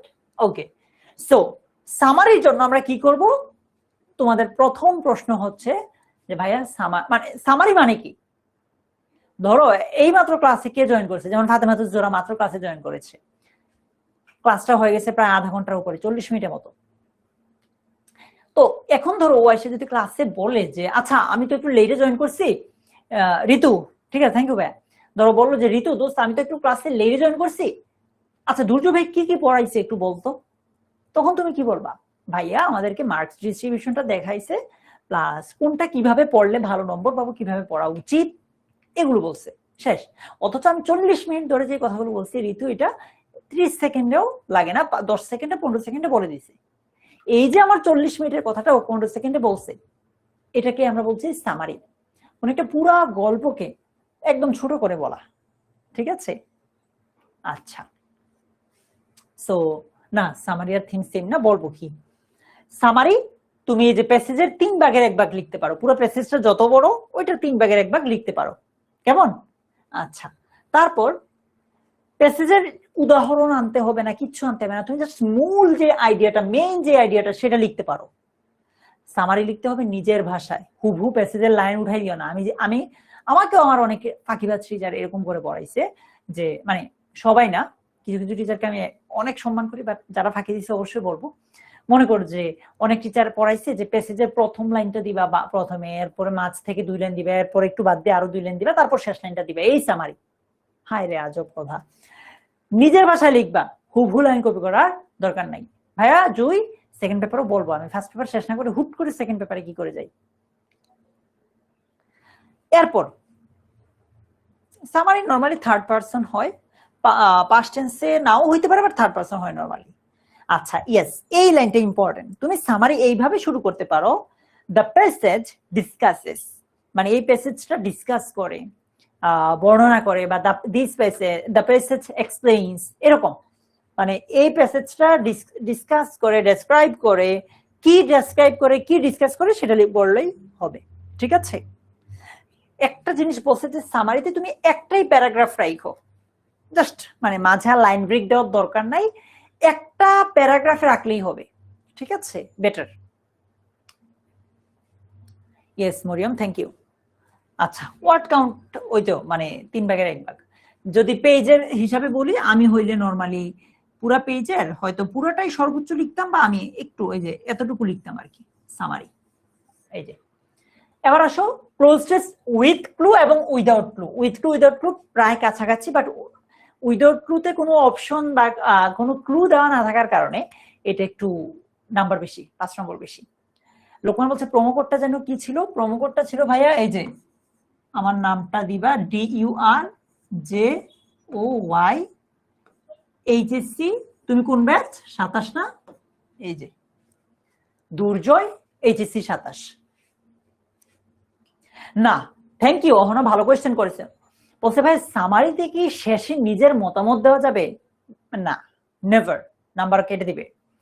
সামারিতে তুমি কখনোই নিজ থেকে কিছু লিখতে পারবা না, স্পেস হবে না। হ্যাঁ, দুর্জয় HSC 27 কোনো স্পেস হবে না, একদম একসাথে। ওকে, সামারিতে তুমি নিজ থেকে কিছু দিতে পারবা না, প্যাসেজে যা আছে ওইটা নিজের, মানে প্যাসেজের হুবহু লাইন ব্যবহার না করে অন্যান্য শব্দ বা মানে একটু এদিক সেদিক করে লিখতে পারবা, বাট নিজের কোনো মতামত দিতে পারবা না। মানে এরকম বলতে পারবা না যে এই প্যাসেজ থেকে আমরা এই জিনিসটা শিখতে পাই, না, নেভার। তবে থিমে তুমি নিজের মতো করে অপিনিয়ন দিতে পারবা, ঠিক আছে? আচ্ছা, আসে উইথ এবং উইদাউট ক্লুতে। উইদাউট ক্লুতে ক্লু দেয়া না থাকার কারণে একটু কষ্ট যেতে হয় তোমাদের, সেজন্য এটাতে 10 নাম্বার বেশি, 5 নাম্বার বেশি। তো এটাতে 10 নাম্বার, এটাতে 5 নাম্বার। সো তোমাকে তো উপরে বক্সে শব্দ দেওয়াই থাকবে, সেখান থেকে নিবা। এইটা খুব ইম্পর্টেন্ট। কেউ যদি আমাকে বলে যে ভাইয়া ক্লোজ টেস্ট উইথ ক্লু বা উইদাউট ক্লু এর রুলস আছে কোনো, আমি বলি না, ক্লোজ টেস্ট উইথ ক্লু বা উইদাউট ক্লু এর কোনো রুলস নাই। এটাতে মূলত তুমি বেসিক গ্রামার পারলেই হয় আর অর্থটা বুঝতেই হয়। তাও জোর করলো যে ভাই বলেন না কি রুলস পড়বো আমি close test with clue without clue এর জন্য, আমি বলবো যে পার্টস অফ স্পিচ ভালো করে দেখো, নাউন, প্রোনাউন, অ্যাডজেক্টিভ, ভার্ব, মানে তোমার ভোকাবুলারি ভান্ডারটা সমৃদ্ধ করো আর পার্টস অফ স্পিচ ভালো করে পড়ো, তাইলেই হবে। ঠিক আছে। উপাসনা বলছে ভাইয়া ক্লোজিং কিভাবে দিব সামারিতে? আচ্ছা, আবারও বলতেছি, সামারির উপর আমার ভিডিও আছে, তোমরা জাস্ট মানে আমার ট্রেনিং থেকে আমরা অনেক ক্লাস নিয়েছি, তো তোমরা জাস্ট ইউটিউবে যাও, সামারি 9 দুর্জয় লিখে সার্চ দিলেই হবে, চলে আসবে। ঠিক আছে। তাও আমি বলছি সামারিতে তুমি আসলে শেষের লাইনটা কি দিবা এমন নাই যে সব শেষের লাইন বোধহয় এরকম হয় না, একটা গল্পের শেষ যেরকম হয়েছে ওইটারই সংক্ষিপ্ত ভার্সনটা তুমি দিয়ে দিবা, তাইলেই তো হয়। আচ্ছা, হাফসা একটা ভালো কোয়েশ্চেন করছে যে ভাইয়া নিউ বই নাকি বের করছেন, এটা কি সত্যি? মাস্টার বুকটার কথাই বলতেছে? আচ্ছা, না, মাস্টার বুক হচ্ছে এমন একটা বই যেখানে আমরা মনে করি একটা গাইডের মতো পুরা বইয়ের মানে পুরা বইয়ের সমাধান এখানে দেওয়া আছে। আর রিসেন্টলি তোমাদের এইচএসসি 26 ব্যাচকে টার্গেট করে 27 ব্যাচের কেউ নিতে চাইলে তো নিতে পারো, একটা বই আসছে, সেটা হচ্ছে মিশন এ প্লাস। ওইটা একদম সংক্ষিপ্ত, টেস্ট পেপার যেমন থাকে না কিছুটা ওই রকম, বাট মানে ওইখানে ব্যাখ্যা আছে বা ডিটেলস দেওয়া, মানে প্রত্যেকটা প্রশ্নের ব্যাখ্যা দেওয়া আছে যে এখানে কেন উত্তর এইটা হয়েছে ওইটা হয়েছে, ওইগুলো নিয়ে আমরা পরে কথা বলবো না। আচ্ছা, তারপর টেন্স এবং নাম্বার মানে গ্রামারের এই জিনিসগুলো মিলাও। কখন একবার ইউজ করা ওয়ার্ড আমার ইউজ হয় না এটা বলা ভুল হবে। যদি বলা থাকে যে তুমি চাইলে 2বার ইউজ করতে পারো তো করলা। দেখো এই টেকনিকটা তোমরা অবশ্যই পারো জানি, তাও বলে যে রিমেনিং ওয়ার্ড দিয়ে রিমেনিং ব্ল্যাঙ্কস ফিল করো। মনে করো যে তুমি 7টা শূন্যস্থান পূরণ করে ফেলছো 10টার মধ্যে, আর 3টা আছে না, ওই যে জাস্ট একটু মানে বাকিগুলো দিয়েই তো করবা, এমন তো না যে সেম জিনিসগুলাই বারবার ব্যবহার করবা, এমন তো না। মাস্টার বুক ওই যে তুমি আমি যেভাবে কোর্সটা কিনতে দেখেছি না, কোর্সটা কেনার সময় মাস্টার বুক অপশনটাও আসে, আমি দেখাবো তোমাদেরকে। আচ্ছা ঋতিকা, ওইটা নিয়ে পরে কথা বলি, হ্যাঁ কনফিউশন জাগবে, এটা নিয়ে ক্লাসে না বলি। আচ্ছা মারিয়া, এগুলো নিয়ে একটু পরে কথা বলি, মিশন এ প্লাস বইয়ের ক্লাসে এটা না, আমি জাস্ট আমাকে এটা বলতে দাও। মিশন এ প্লাস নিয়ে লাগলে আমি গ্রুপে আলাদা পোস্ট দিব। Cloze test without clues same, আসলে জাস্ট এখানে অর্থ দেওয়া থাকবে না। তবে দুইটার ক্ষেত্রে আমি তোমাদেরকে একটা কথা বলতে চাই, কলোকেশনস, এটা মানে কি, এটা কি আমি তোমার একটা জিনিস শিখাই দিই, দেখবা যেটা তোমার লাইফ টাইম কাজে লাগবে। তোমাদের সাথে একটু মিলাও কথাটা সত্যি কিনা। মানে আমাদের মাঝে মাঝে কখনো এমন হয় না যে ভাইয়া এটা উত্তর কেন হয়েছে আমি জানি না, বাট আমার কাছে এমন লাগছে যে আমি এই লাইনটা পড়ার পর আমার কাছে লাগছে এটা ভুল, মানে এইভাবে পড়লে ভুল মনে হয়, এজন্য আমি ওইভাবে পড়ছি, ওইটা আমার সঠিক লাগছে, এটা অ্যাকচুয়ালি সঠিক। মানে মাঝে মাঝে এমন হয় না যে আমি যদি বলি যে I have done this job, এটা না বলে তোমাকে ধরো বললাম যে তুমি বলো তো I has done this job, তুমি বলবা কেমন লাগতেছে, শুনতেই তো ভালো লাগে না ভাইয়া, এই যে শুনতে ভাল লাগে না, বাট আমি যখন বলি I have done this job তখন তুমি বলো শুনতে ভালো লাগে। এই যে হ্যাভ বলার কারণে তুমি বলছো ভাল লাগে, মানে আমি বুঝাচ্ছি যে এই যে তোমার শুনতে ভালো লাগছে, এন্ড ওটা কারেক্ট, এই টেকনিকটা কাজে দেয় অ্যাকচুয়ালি, এন্ড ওইটা কি এটা বলতেছি, শুনতে যে তোমার ভালো লাগছে ওটা অ্যাকচুয়ালি কারেক্ট। ঠিক আছে, ওই টেকনিকটাও ফলো করতে পারো। এটা কাদের জন্য বেশি কাজে লাগে? যারা ইংলিশে বিভিন্ন ম্যাগাজিন পড়ে, পত্রপত্রিকা পড়ে, গল্পের বই পড়ে ইংরেজি, তারপর যারা একটু বেশি পড়াশোনা করে, পড়াশোনা বলতে মানে তোমার টেক্সট বই পড়তে হবে না, যে কোনো ইংলিশ পড়ে বা মুভি দেখে, কার্টুন দেখে ইংলিশ কিছু, কারণ ও তো বিভিন্ন জায়গায় এটা শুনছে, ওর সাবকনসিয়াস মাইন্ড, অবচেতন মন, এগুলো হচ্ছে ওর, এগুলো ব্রেনে তো আছে, ও হয়তো পড়ার উদ্দেশ্যে পড়ে নাই, ওর ব্রেনে কোনো না কোনো সময় ঢুকছে, এখন ওর ব্রেন বাড়ি দিতেছে নক করে যে আরে এটা ভুল ভুল, এন্ড এটা কারেক্ট। ঠিক আছে, আচ্ছা, তো এই টেকনিকগুলো ফলো করতে পারো। রিয়ারেঞ্জ আচ্ছা, রিঅ্যারেঞ্জের ক্ষেত্রে এলোমেলো বাক্য দেওয়া থাকবে, সেগুলোকে আমরা দুই ভাবে উত্তর করতে হইতে পারে। শাহরিয়া বলছে ভাইয়া আপনি কোন ইউনিভার্সিটি স্টাডি করছেন? শাহরিয়া, আমার নাম হচ্ছে নাইম দুর্জয়, আমি ঢাকা বিশ্ববিদ্যালয় থেকে অনার্স মাস্টার্স কমপ্লিট করে ফেলেছি। এখন আর অনার্স মানে এখন আর পড়াশোনার চাপ নাই, দেশের বাইরে গেলে বাকিটা আর কি। ওকে, রিঅ্যারেঞ্জের ক্ষেত্রে দুই রকম উত্তর হয়। অনেকে যেটা করে যে শুধু এ এরপরে ধরো মনে করো প্রথমটার বি, তারপর এ, তারপর ডি, তারপর ই, এরকম শুধু উত্তর। আবার প্রশ্নে যদি বলে যে শুধু উত্তর দিলে হবে না, তোমাকে এটা প্যাসেজ আকারে বা পুরো গল্পটাকে রিরাইট করা লাগবে, আবার লিখা লাগবে। তখন কি করতে হবে, তোমাকে প্রথমে তো উত্তর দেওয়া লাগবে যে কোনটার পরে কোনটা, তারপরে এই উত্তরটাকে তুমি প্যাসেজ আকারে লিখে দিতে হবে। সো এক্ষেত্রে খুব ভালোভাবে প্রশ্নটা বুঝো, তোমাকে কি বলছে শুধু উত্তর দিতে নাকি প্যাসেজ সহ লিখতে বলছে, এটা খুব ভালোভাবে তোমাকে বুঝতে হবে। ঠিক আছে? আচ্ছা, সো রিঅ্যারেঞ্জ সমাধানের ক্ষেত্রে স্টেপ 1, টপিক সেন্টেন্সটা খোঁজো। অর্থাৎ প্রথমে যে সেন্টেন্সটা সবচেয়ে জেনারেল বা ইন্ট্রোডাক্টরি মনে হবে, মানে যেটা শুনে তোমার মনে হবে যে আচ্ছা এখানে কিছু একটা কথা মাত্র শুরু করছে। যেমন once upon a time there lived a king, একদা এক সময় সেখানে একজন রাজা বাস করতেন। তার মানে কি বুঝাই যাচ্ছে যে এটা প্রথম বাক্য।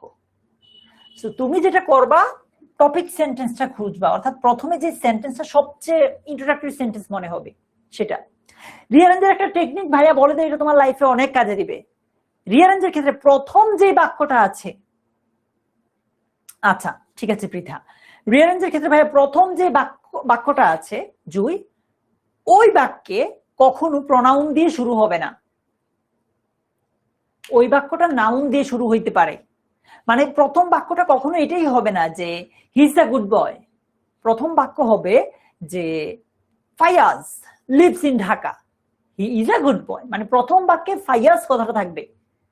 দ্বিতীয় বাক্যে হি দিতে পারো, মানে প্রথম বাক্যে নাউন থাকবে, দ্বিতীয় বাক্যে তুমি প্রনাউন দিতে পারো। কেমন?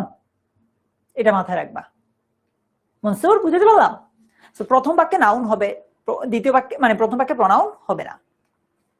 সেরকম যে বাক্যটা শুনে মনে হবে যে আচ্ছা এটা একদম প্রথম বাক্য লাগতেছে, ওইটা অ্যাকচুয়ালি প্রথম বাক্য, মানে ইন্ট্রোডাক্টরি বাক্যটা খুঁজে ট্রাই করো। এটা সাধারণত দা দিয়ে শুরু হয় বা এ দিয়ে শুরু হয়, কিংবা কোনো একটা এই যে নাউন দিয়ে শুরু হয়, দা, এ, কিংবা কোনো একটা নাউন দিয়ে শুরু হয়, দুলালি, নুসরাত, ইসরাত, এরকম কোনো একটা নাউন দিয়ে শুরু হতে পারে। এরপর স্টেপ 2, কনক্লুডিং সেন্টেন্স খুঁজো। সবচেয়ে শেষে যে সেন্টেন্সটা সামারি দেয় বা কনক্লুশন টানে, সেটাই নরমালি একদম শেষ বাক্য হয়। মানে একটা রিঅ্যারেঞ্জের একদম লাস্ট বাক্যটা কোনটা হয়, যেটা ধরো নরমালি থাকে কি ডাজ, মানে এভাবে দেয়ারফর, সো, কিংবা ইন কনক্লুশন, এগুলো থাকে নরমালি। ঠিক আছে? তারপর আরেকটা স্টেপ খেয়াল রাখবা, লিঙ্কিং ওয়ার্ডস দেখো, মানে কানেক্টরস দেখো, যেমন however, moreover, then, after that, firstly, secondly, এগুলো যদি থাকে কোনো বাক্যে ইজিলি বলতে পারো কোনটা পরে কোনটা, কোনটা পরে কোনটা, এটা হবে, তাই না? আচ্ছা সিয়াম, প্র্যাকটিসের ক্লাস আবার ডিফারেন্ট ভাইয়া। ঠিক আছে, আজকের এই ক্লাসটা করার পর তোমার যদি মনে হয় আচ্ছা ঠিক আছে অ্যাকচুয়ালি আমি পারবো এইভাবে যদি ফলো করি, এরপর লাগলে প্র্যাকটিস ক্লাস দিবা, আমাদের অনলাইন বেসিসে এই ক্লাসগুলো হবে। আচ্ছা, তারপর কি এটা লাগবে না, 5 টাইম সিকোয়েন্স। ওকে, রিঅ্যারেঞ্জের আরেকটা মজার ব্যাপার আছে, আমি কয়েকদিন আগেও পড়াইছি, তোমাদের জুনিয়র ব্যাচে পড়াইছি, সিনিয়র না, যে রিঅ্যারেঞ্জের কিছু শর্টকাট টেকনিক আছে, ওইগুলো ফলো করলে পরীক্ষায় রিঅ্যারেঞ্জ কমন না আসলেও ওই প্যাটার্নে রিঅ্যারেঞ্জ ইজিলি পারবা। দেখাবো ইনশাআল্লাহ আমাদের কোর্সের ক্লাসে। এবার আসো রাইটিং পার্ট। তোমার ইংলিশ ফার্স্ট পেপার, একজন বলতে পারে কালারটা চেঞ্জ করেন। ওকে,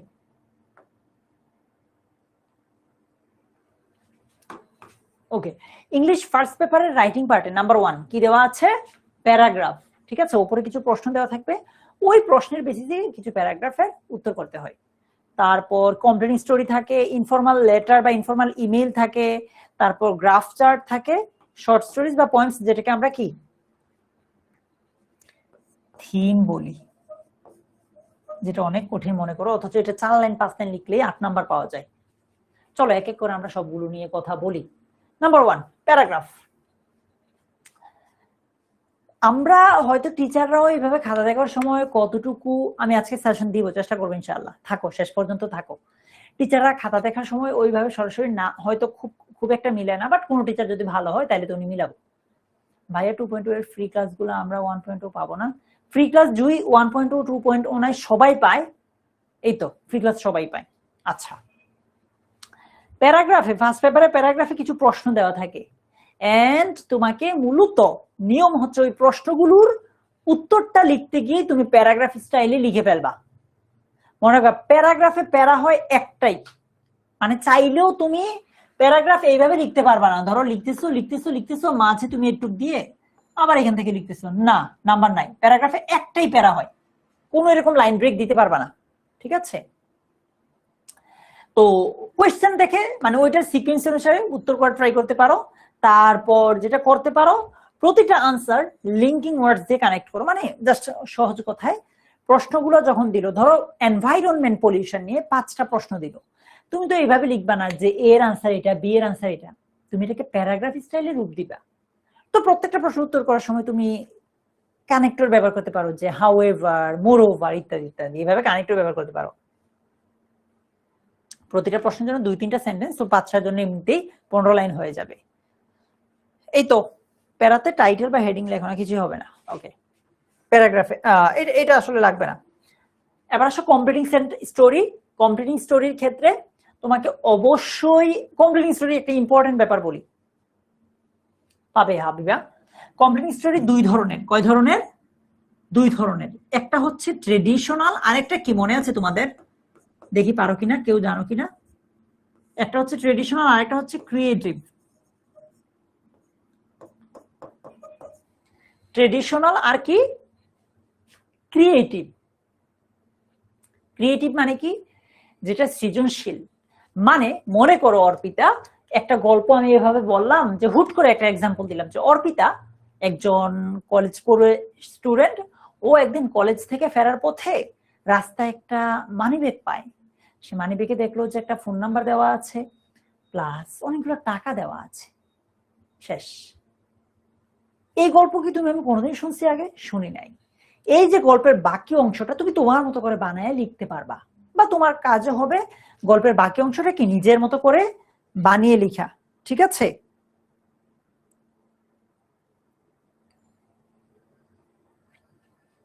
আচ্ছা, সো গল্পের নিচের পরের অংশটা যে নিজের মতো বানায় লিখবা, এই স্বাধীনতা তোমাকে দেওয়া আছে। এই যে নিজ থেকে বানিয়ে লিখা বা সৃজনশীল যে কাজটা আছে, এটাকে আমরা বলি কি? ক্রিয়েটিভ।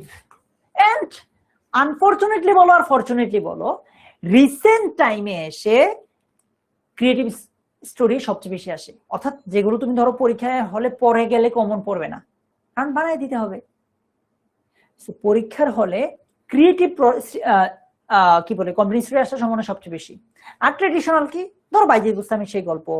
তারপর আর যদি বলি আর কি কি থাকতে পারে বলতো, বাইজিদ বুস্তামির আছে, তারপর ওই যে মুচির গল্প আছে, রাখালের গল্প আছে, খরগোশের গল্প আছে, এগুলো ঘুরে ফিরে এগুলো হচ্ছে ট্রেডিশনাল। এগুলো এখন কম আসে, ক্রিয়েটিভ গুলো আছে, মানে এখন আসে, আস্তে আস্তে ক্রিয়েটিভই আসবে বেশি। এরপর আর কি, কমপ্লিট স্টোরির ক্ষেত্রে প্রশ্নে তো একটু দেওয়া থাকে, ওই অংশটা সহ তোমাকে বাকিটা লিখতে হবে। কেমন? একটা টাইটেল দিতে হবে স্টোরির। অনেকে প্রশ্ন করে যে ভাই ক্রিয়েটিভ স্টোরিতে টাইটেল কি দিব? টাইটেল বানায় দাও, কোনো অসুবিধা নেই, নিচ থেকে বানিয়ে দিতে পারবা। কেমন? ক্রিয়েটিভ স্টোরিতে টাইটেল নিচ থেকে বানিয়ে দেওয়ার স্বাধীনতা তোমার আছে। অবশ্যই সুন্দরভাবে শেষ করবা আর কি। হ্যাঁ, রবার্ট ব্রুস হইতে পারে। আর ইনফর্মাল লেটার অথবা ইনফর্মাল ইমেইল, এইটার ক্ষেত্রে একটা ভালো ব্যাপার আছে। ব্যাপারটা হচ্ছে যে ইনফর্মাল লেটার আর ইমেল তুমি আলাদা করে পড়তে হবে না।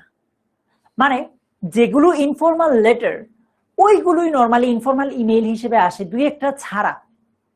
মানে ইনফর্মাল লেটার গুলো ইনফর্মাল ইমেইল হিসেবে আসে, মানে সেগুলো ইনফর্মাল ইমেইলের স্ট্রাকচারে ফেলে দিলেই হয়। মানে ইমেল তুমি যেভাবে লিখো ভাইয়া ওইভাবেই শেষ, আর কিছু না। ইমেল যেভাবে লিখো ওইভাবে লিখলেই হবে। কেমন?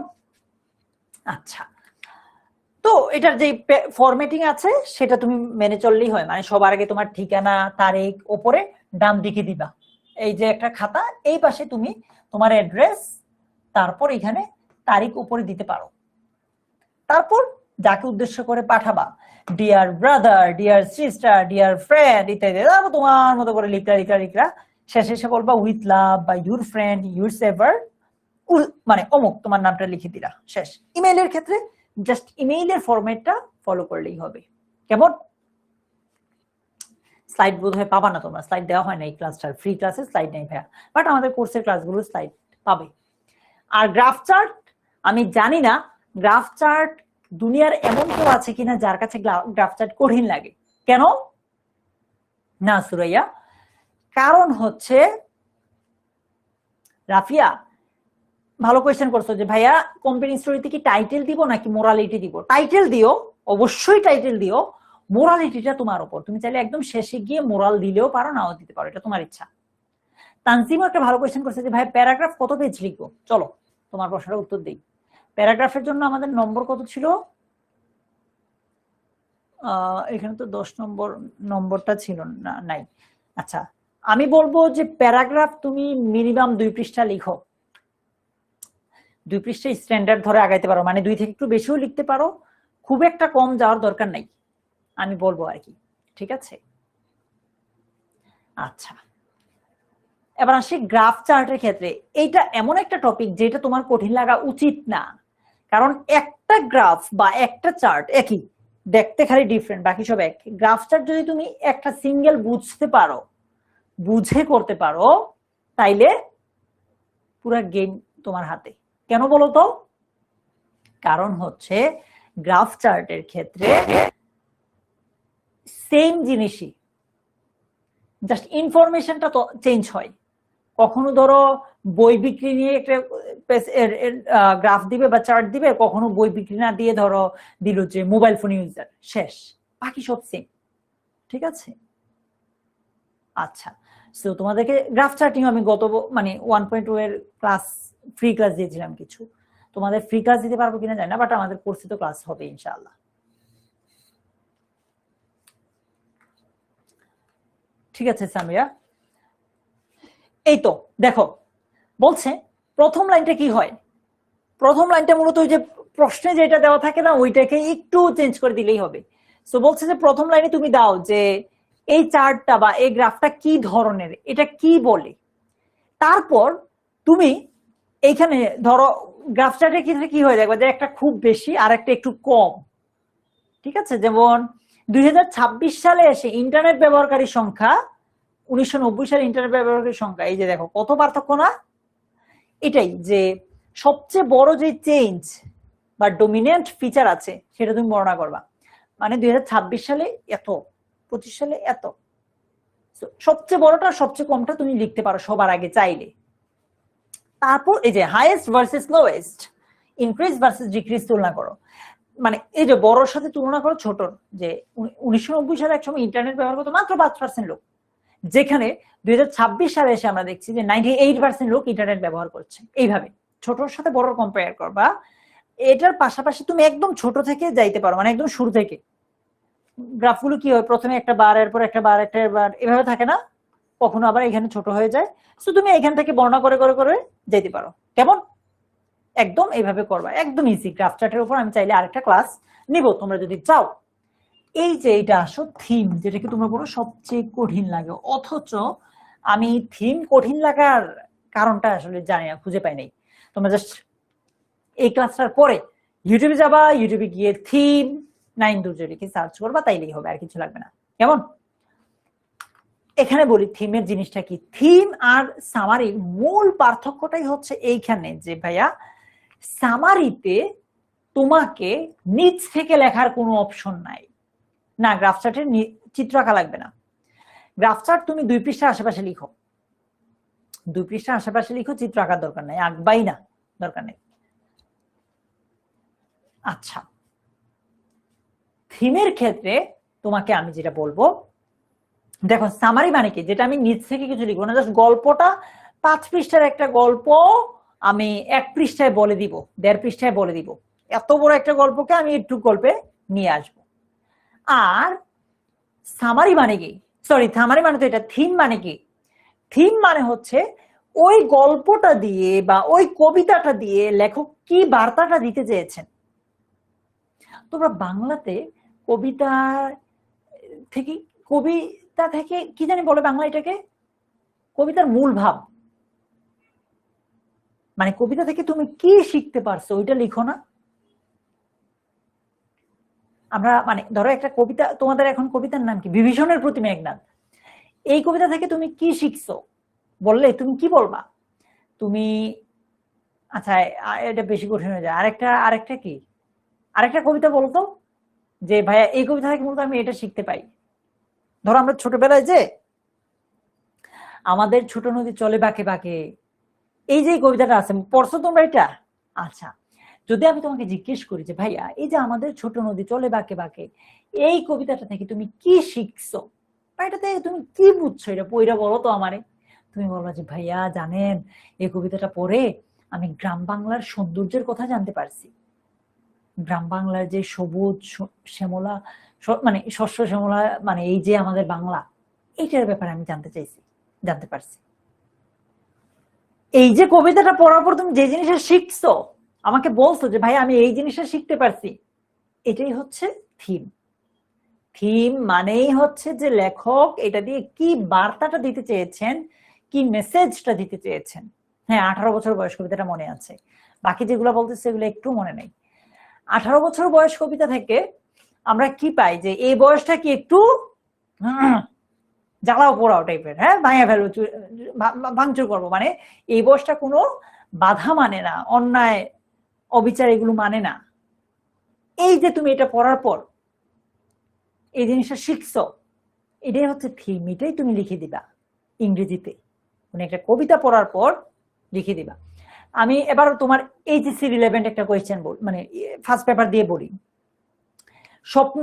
স্বপ্নগুলো বা ড্রিমস যে কবিতাটা আছে জিসান, এই কবিতায় আমরা কি শিখতে পাই? আমরা জানি যে আমরা এই কবিতাটা পড়ার পর তোমার মেইন বই ইউনিট 6 যদি কখনো পড়ে থাকো, এই কবিতাটা পড়ার পর আমরা বুঝি যে প্রত্যেকটা মানুষের স্বপ্ন থাকা উচিত, যাদের স্বপ্ন নাই তাদের লাইফটা আগাইতে পারে না। স্বপ্ন ছাড়া জীবনটা হয়ে যায় ডানা ভাঙা পাখির মতো, যে পাখি উড়তে পারে না, একইভাবে লাইফও এভাবে আগাইতে পারে না। কবিতা থেকে আমরা শিখছি এটা, তাই না? এটাই হচ্ছে ভাইয়া মূলত ঠিক যে জিনিসটা আমরা শিখেছি। সো একদম ইজি, কেমন? আমি নিজের ভাষা বললাম, ওইগুলো ফলো করতে হবে না। আবার আসো ইংলিশ সেকেন্ড পেপারে। ফার্স্ট পেপারে আমরা মোটামুটি এই টপিকগুলোই আছে, এগুলো প্লিজ ফলো করে তাইলেই হবে, আর কিছু লাগবে না।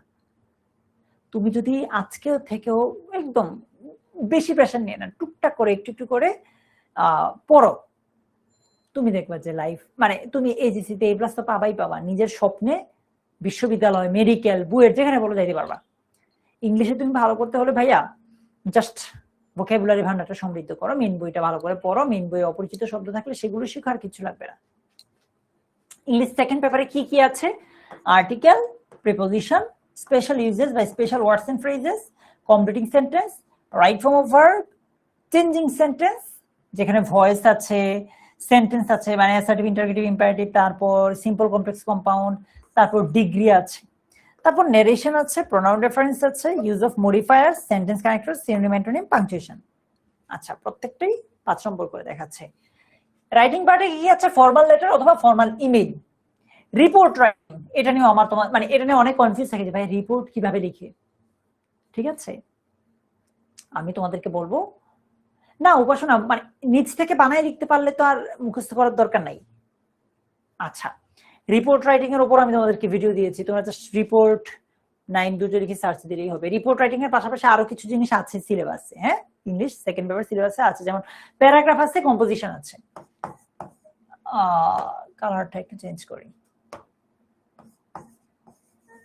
প্যারাগ্রাফ আছে সেকেন্ড পেপারে, আর কি আছে? কম্পোজিশন মানে এসে রাইটিং, রচনা। কেমন? আচ্ছা, দেখো কয়েকটা স্ট্র্যাটেজি ফলো করো।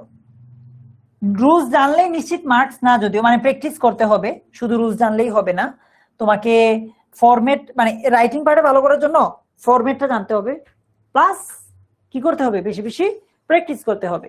ঠিক আছে, আচ্ছা এবার আসো জাস্ট সবগুলো টপিকের আমি একদম বেসিক কিছু জিনিস বলবো, আমি এখন আর টপিক ভিত্তিক পড়াবো না।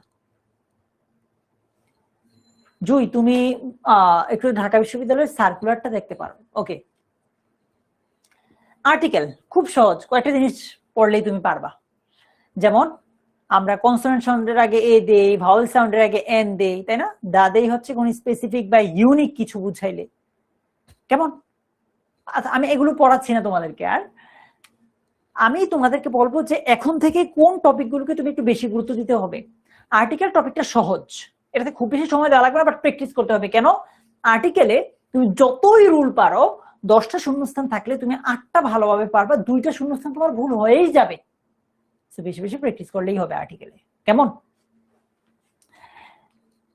এরপর যেটাতে আমি আবারও বলতেছি, আমি এখন বলে দিচ্ছি যে আগে থেকে বলতেছি তোমার কোনগুলোতে বেশি সময় দিতেই হবে। প্রিপোজিশন, ঠিক আছে? কেন? প্রিপোজিশন এমন একটা টপিক যেটাতে স্টুডেন্টরা অনেক প্যারা খায়। এন্ড প্রিপোজিশনে তুমি ভালো করতে হলে মনে রাখবা, পরীক্ষায় 2 ধরনের প্রিপোজিশন আসে। কয় ধরনের ঋতিকা? পরীক্ষায় 2 ধরনের প্রিপোজিশন আসে। একটা হচ্ছে নর্মাল যে রুলস গুলো আমরা পড়ি না ভাইয়া, ওইগুলো পড়লে পারা যায়। আরেকটা হচ্ছে এগুলোকে আমরা বলি অ্যাপ্রোপ্রিয়েট প্রিপোজিশন।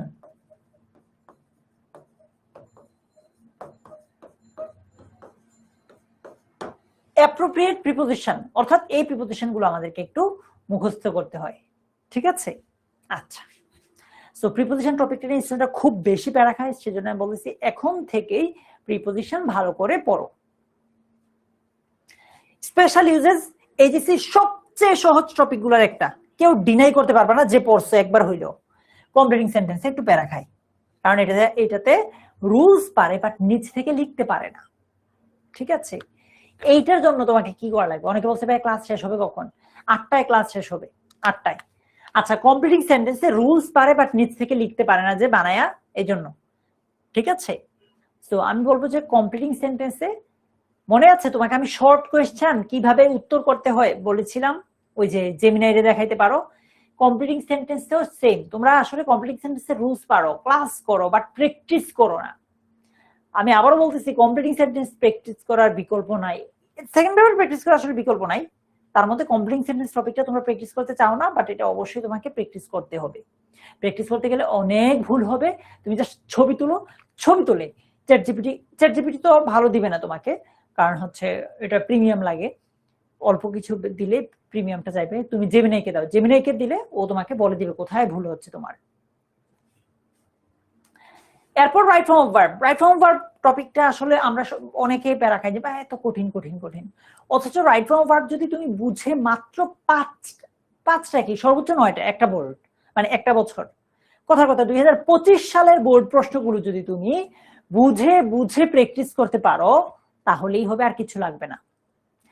এইখানে আমি একটা কথা এখন বলতে চাই, যারা আমার এই ক্লাসটাতে ইংলিশ 1.0 কোর্সের আছো, আবার বলতেছি যারা ইংলিশ 1.0 কোর্সের, অর্থাৎ যারা অলরেডি আমাদের যে মাস্টার বুকটা আছে এইটা নিয়েছো, এমন যারা আছো, তোমাদেরকে আমি বলবো, যদি তোমাদের আর্থিক সমস্যা না থাকে, আই রিপিট, ভালো করে বুঝবা, প্যাচ লাগায় না, যদি তোমাদের আর্থিক সমস্যা না থাকে, তোমার কাছে যদি মনে হয় যে আমি আমার এমন একটা বই লাগবে যেই বইটা পড়লে আমি মনে করো যে মানে যে বইটা বেশি বেশি প্র্যাকটিস করতে চাও, ব্যাখ্যা সহ রাইট ফর্ম অফ ভার্ব বলো বা ইংলিশ সেকেন্ড পেপার বলো, প্রত্যেকটা টপিক যদি তুমি অর্থটা বুঝে ব্যাখ্যা সহ প্র্যাকটিস করতে পারো, তোমার আর কোনো টিচার লাগবে না, সহজ কথায়। একটু জিজ্ঞেস করছিলেন যে ভাইয়া আমাদের নাকি বড় ভাই আবুদের জন্য কি বই আনছেন, ওই বইটার বৈশিষ্ট্যটা এটা যে ওইখানে প্রত্যেকটা প্রশ্ন উত্তর দেওয়া আছে, অর্থটা দেওয়া আছে, সাথে কেন এই উত্তরটা হয়েছে ওইটা দেওয়া আছে। যারা মাস্টার বুক নাও নাই তারা তো মাস্টার বুক নিতে হবে, মানে নেওয়া বেটার। আর যারা মাস্টার বুক নিছো বাট টাকা পয়সার ইস্যু নাই খুব একটা, তারা চাইলে ওইটা বিবেচনা করতে পারো। ওইটা রবিবারে আসবে বাজারে, আমি তোমাদেরকে ডিটেইলে পরে জানাবো। আমি জাস্ট আপাতত একটু পড়ে রাখলাম। আচ্ছা, চেঞ্জিং সেন্টেন্স, এই টপিকটা এমন একটা টপিক যেটা নিয়ে আমার স্টুডেন্টরা সবচেয়ে বেশি প্যারা খায়, আমি বলবো ইংলিশ সেকেন্ড পেপারে। চেঞ্জিং সেন্টেন্সে আসলে তুমি রুলস মুখস্থ করতে যায় না, ঠিক আছে মেহেদি? চেঞ্জিং সেন্টেন্সে রুলস মুখস্থ করতে গেলেই প্যারা খাবা, তুমি বরং প্র্যাকটিস করো, প্র্যাকটিস করলেই হবে। আর রুলগুলো অবশ্যই একবার দুবার পড়বা। ইংলিশ সেকেন্ড পেপারের একটা জিনিস তুমি মাথায় রাখবা যে ইংলিশ সেকেন্ড পেপারে ভালো করতে হলে তোমার নোট করার বিকল্প নাই, প্র্যাকটিস করার বিকল্প নাই। নোট এবং প্র্যাকটিস এই দুইটার বিকল্প নাই, ঠিক আছে?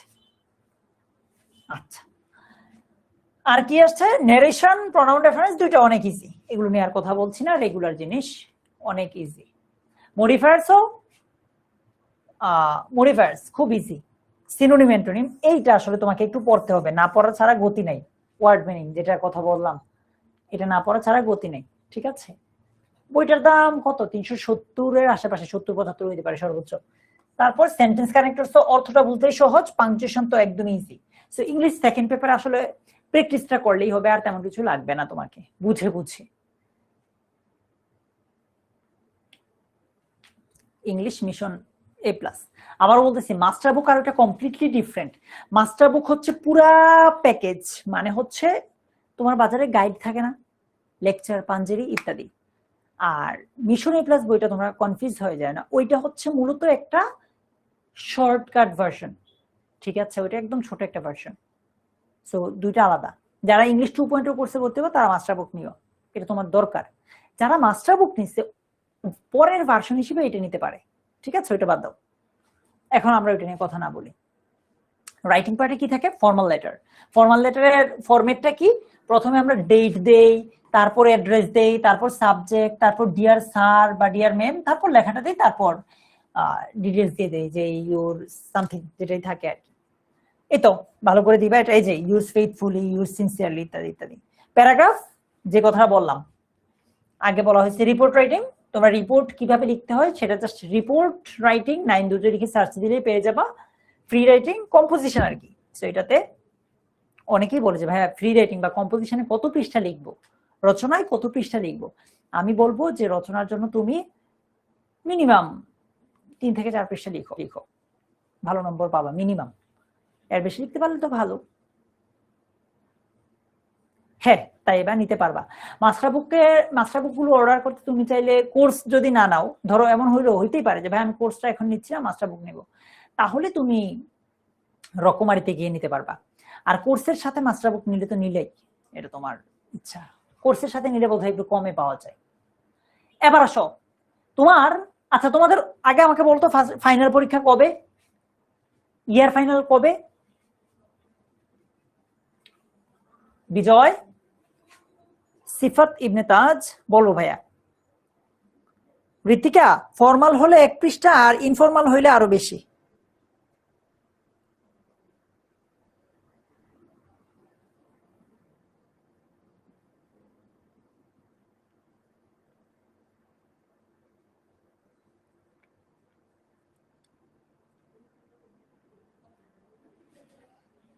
বলছে ভাইয়া mission A+, এজিসি English mission A+ প্রাপ্তি। আচ্ছা, বলছে মে মাসে, জুন মাসে। ওকে, সো কি করতে পারো পরীক্ষার মানে এটা কিন্তু তোমার টাইমটা বাড়াইবা, অবশ্যই বাড়াবা। মানে আমি এখানে উইক গুলা বাদ দিই, তুমি সবার আগে তোমার পরীক্ষা কবে নাগাদ হইতে পারে একটা তো আইডিয়া আছে, কারো জুন মাসে, কারো মে মাসে। ওই হিসাবে প্রথমে টার্গেট করবা যে তোমার হাতে কত সময় আছে। সো ওই টার্গেট অনুযায়ী তুমি প্রথমে তোমার ফাউন্ডেশনটা মজবুত করো, অর্থাৎ তোমার যে সিলেবাস থাকবে ইয়ার ফাইনালের, ওই সিলেবাসের কতটুকু বাকি আছে সেটা সবার আগে শেষ করে ফেলো। সবার আগে তুমি সিলেবাসটা অ্যানালাইসিস করলে, আচ্ছা ঠিক আছে ইংলিশ ফার্স্ট পেপারে আমার এতটুকু বাকি আছে, এই টপিক বাকি আছে, বাংলায় এই টপিক বাকি আছে, তারপর অন্যান্য সাবজেক্টে কোন সাবজেক্টে কতটুকু বাকি আছে এটা অ্যানালাইসিস করে বের করো। দেন ওইটা শেষ করো সবার আগে। অবশ্যই টাইম লাইনটা ধরে ধরে যে আমি এতদিনের মধ্যে শেষ করতে হবে, ওইটা শেষ। তারপর তুমি প্র্যাকটিস করো বেশি বেশি, এরপর রিভিশন দাও, এরপরে জাস্ট লাস্ট টাইম যতটুকু পরে আর কি। সো এটা করো সবার আগে। নিজের যে উইক জোনটা আছে, দুর্বল জায়গাগুলো আছে, যেগুলোতে তুমি ধরো আফরিন যে ভাই আমার এই টপিকটা বাকি আছে, যে আমি এখনো রিপোর্ট রাইটিংটা শেষ করে নাই, তো সবার আগে যেগুলো বাকি আছে ওইগুলো পড়ে ফেলো, দেন প্র্যাকটিস করা শুরু করো, প্লাস এরপরে রিভিশন দাও। এই কাজটা করো আপাতত, কেমন? আচ্ছা, ইংলিশে আমরা বেশ কিছু কমন মিস্টেক করি, এগুলো আমরা করব না। নাম্বার 1, ইনফর্মাল লেটারে ফর্মালের ফরম্যাট না। ইনফর্মাল লেটার আর ফর্মাল লেটারের ফরম্যাট তো ডিফারেন্ট, তাই না?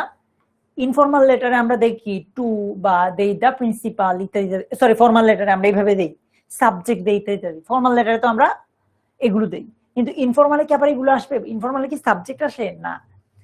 ইনফর্মালে আমরা একটা খাম দেই বা স্ট্যাম্প দেই, ফর্মালে কি এটা দেই না। সো ফরম্যাটটা ফলো করবা, মানে দুইটা যাতে না গুলায় যায় আর কি। তারপর রিয়ারেঞ্জের ক্ষেত্রে অবশ্যই মানে ভালো সিকোয়েন্স মেনটেন করো, মানে লিঙ্ক ওই যে কানেক্টরস গুলো ফলো করতে পারো। রিপোর্টে বলছে ফার্স্ট পারসন ব্যবহার। রিপোর্ট রাইটিং মানে নিউজ পেপার, ওই যে একটু আগে যেটার কথা বললাম, কোথায় এখানে ছিল এই পাশে, এই যে রিপোর্ট রাইটিং। এই রিপোর্ট রাইটিং এর ক্ষেত্রে তোমরা ফার্স্ট পারসনের ব্যবহার করবা, ঠিক আছে? ইনফরমেশন ট্রান্সফার অথবা ফ্লো চার্ট, দুইটার ক্ষেত্রেই বলি, ইনফরমেশন ট্রান্সফার বা ফ্লো চার্ট,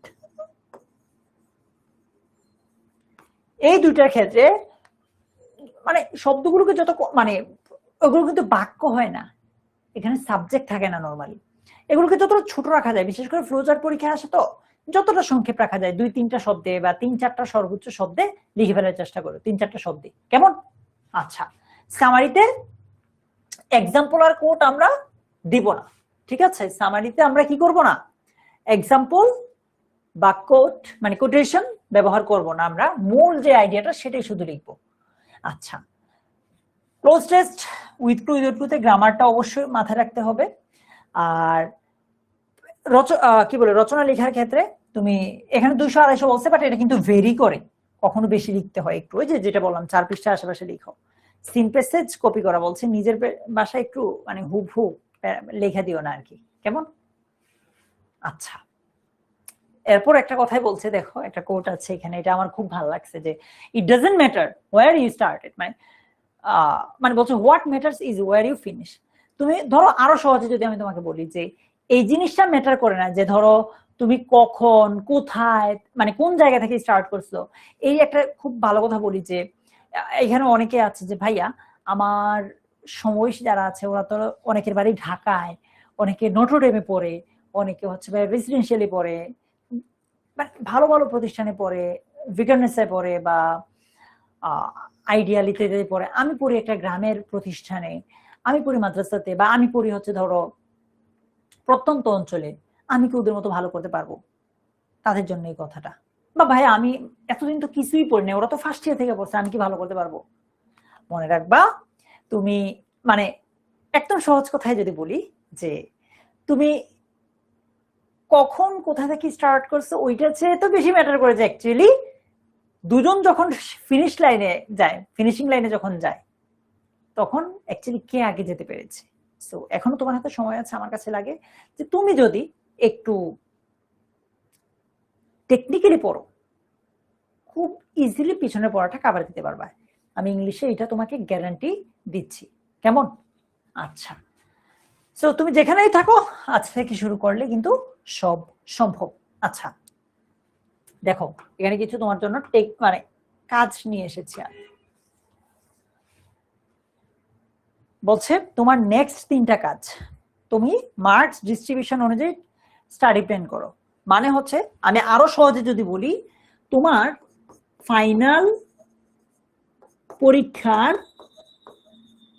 সিলেবাস, তোমার ফাইনাল পরীক্ষার যে সিলেবাস আছে ওইটা অনুযায়ী তোমার নেক্সট যে কদিন আছে ওইটাতে কিভাবে তুমি ওই যে কতটুকু পড়বা না পড়বা, ওভারঅল তোমার এই প্ল্যানটা বানাও। হ্যাঁ, প্রতিদিন অন্তত একটা করে প্র্যাকটিস করো রাইটিং পার্ট, এইটা সবার জন্য জরুরি ভাইয়া। শুধু রাইটিং পার্ট বলবো না, আমি বলবো যে শর্ট কোয়েশ্চেন রাইটিং পার্ট, মনে করো যে প্যারাগ্রাফ, আজকে একটা প্যারাগ্রাফ করো, কালকে একটা তুমি কমপ্লিটিং স্টোরি করো, এরপরের দিন একটা রচনা করো, এরপরের দিন তুমি একটা অ্যাপ্লিকেশন করো, ঠিক আছে?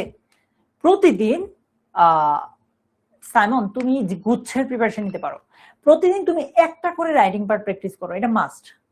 আচ্ছা তোমরা এটা কি করবা কিনা আমাকে একটু বলো, যে ডেইলি ভাই আমি অ্যাটলিস্ট ট্রাই করবো একটা, ডেইলিও না যাও উইকে 3 দিন রাইটিং পার্ট নিজ থেকে বানায় লেখা ট্রাই করবা, লেখার পর এটা জেমিনাইরে দিবা, দিয়ে বলবা যে আমার ভুলগুলো ধরাই দাও, শেষ, আর কিছু না। তুমি আমাকে বলে জানাও যে তোমরা এটা করবা কিনা, যে প্রতি উইকে অ্যাটলিস্ট 3 দিন এটা করবা কিনা, ইয়েস অথবা নো।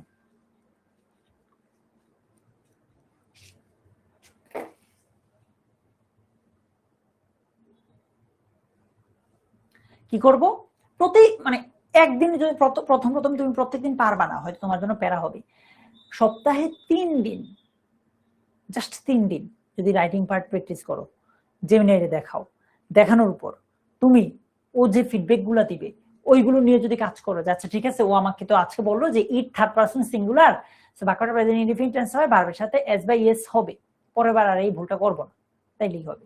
ঠিক আছে, তোমরা যদি চাও আমি লাগলে তোমাদেরকে এই অভ্যাসটা মানে তৈরি করতে সাহায্য করব, লাগলে আমি তোমাকে প্রতি সপ্তাহে যে 3 দিন আছে 3 দিনে আমি তোমাকে 3টা রাইটিং পার্ট প্র্যাকটিস করতে দিব, মানে আমি তোমাদেরকে দিয়ে, আমি ধরো বাংলাটা লিখে দিলাম, তোমরা ইংলিশটা আমার লিখে দিলা, ঠিক আছে, এইভাবে করতে চাই আমি।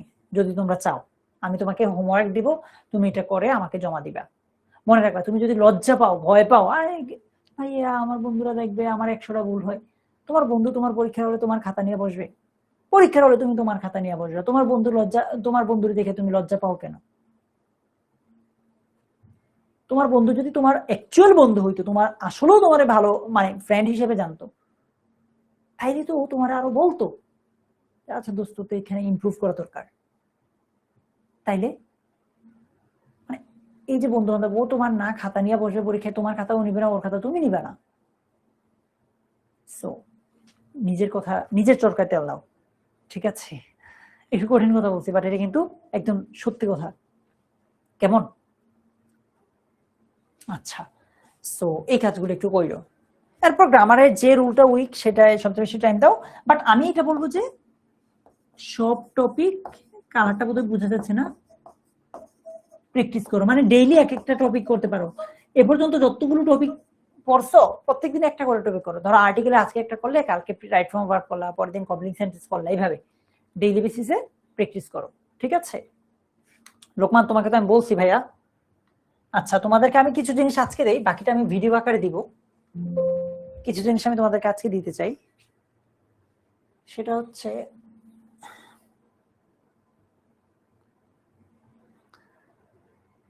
তোমাকে আমি কিছু প্যারাগ্রাফ দেই যে তুমি এগুলো পড়বা, ফার্স্ট পেপার সেকেন্ড পেপার দুইটার কোনোটাতে কাজে লাগবে, ঠিক আছে?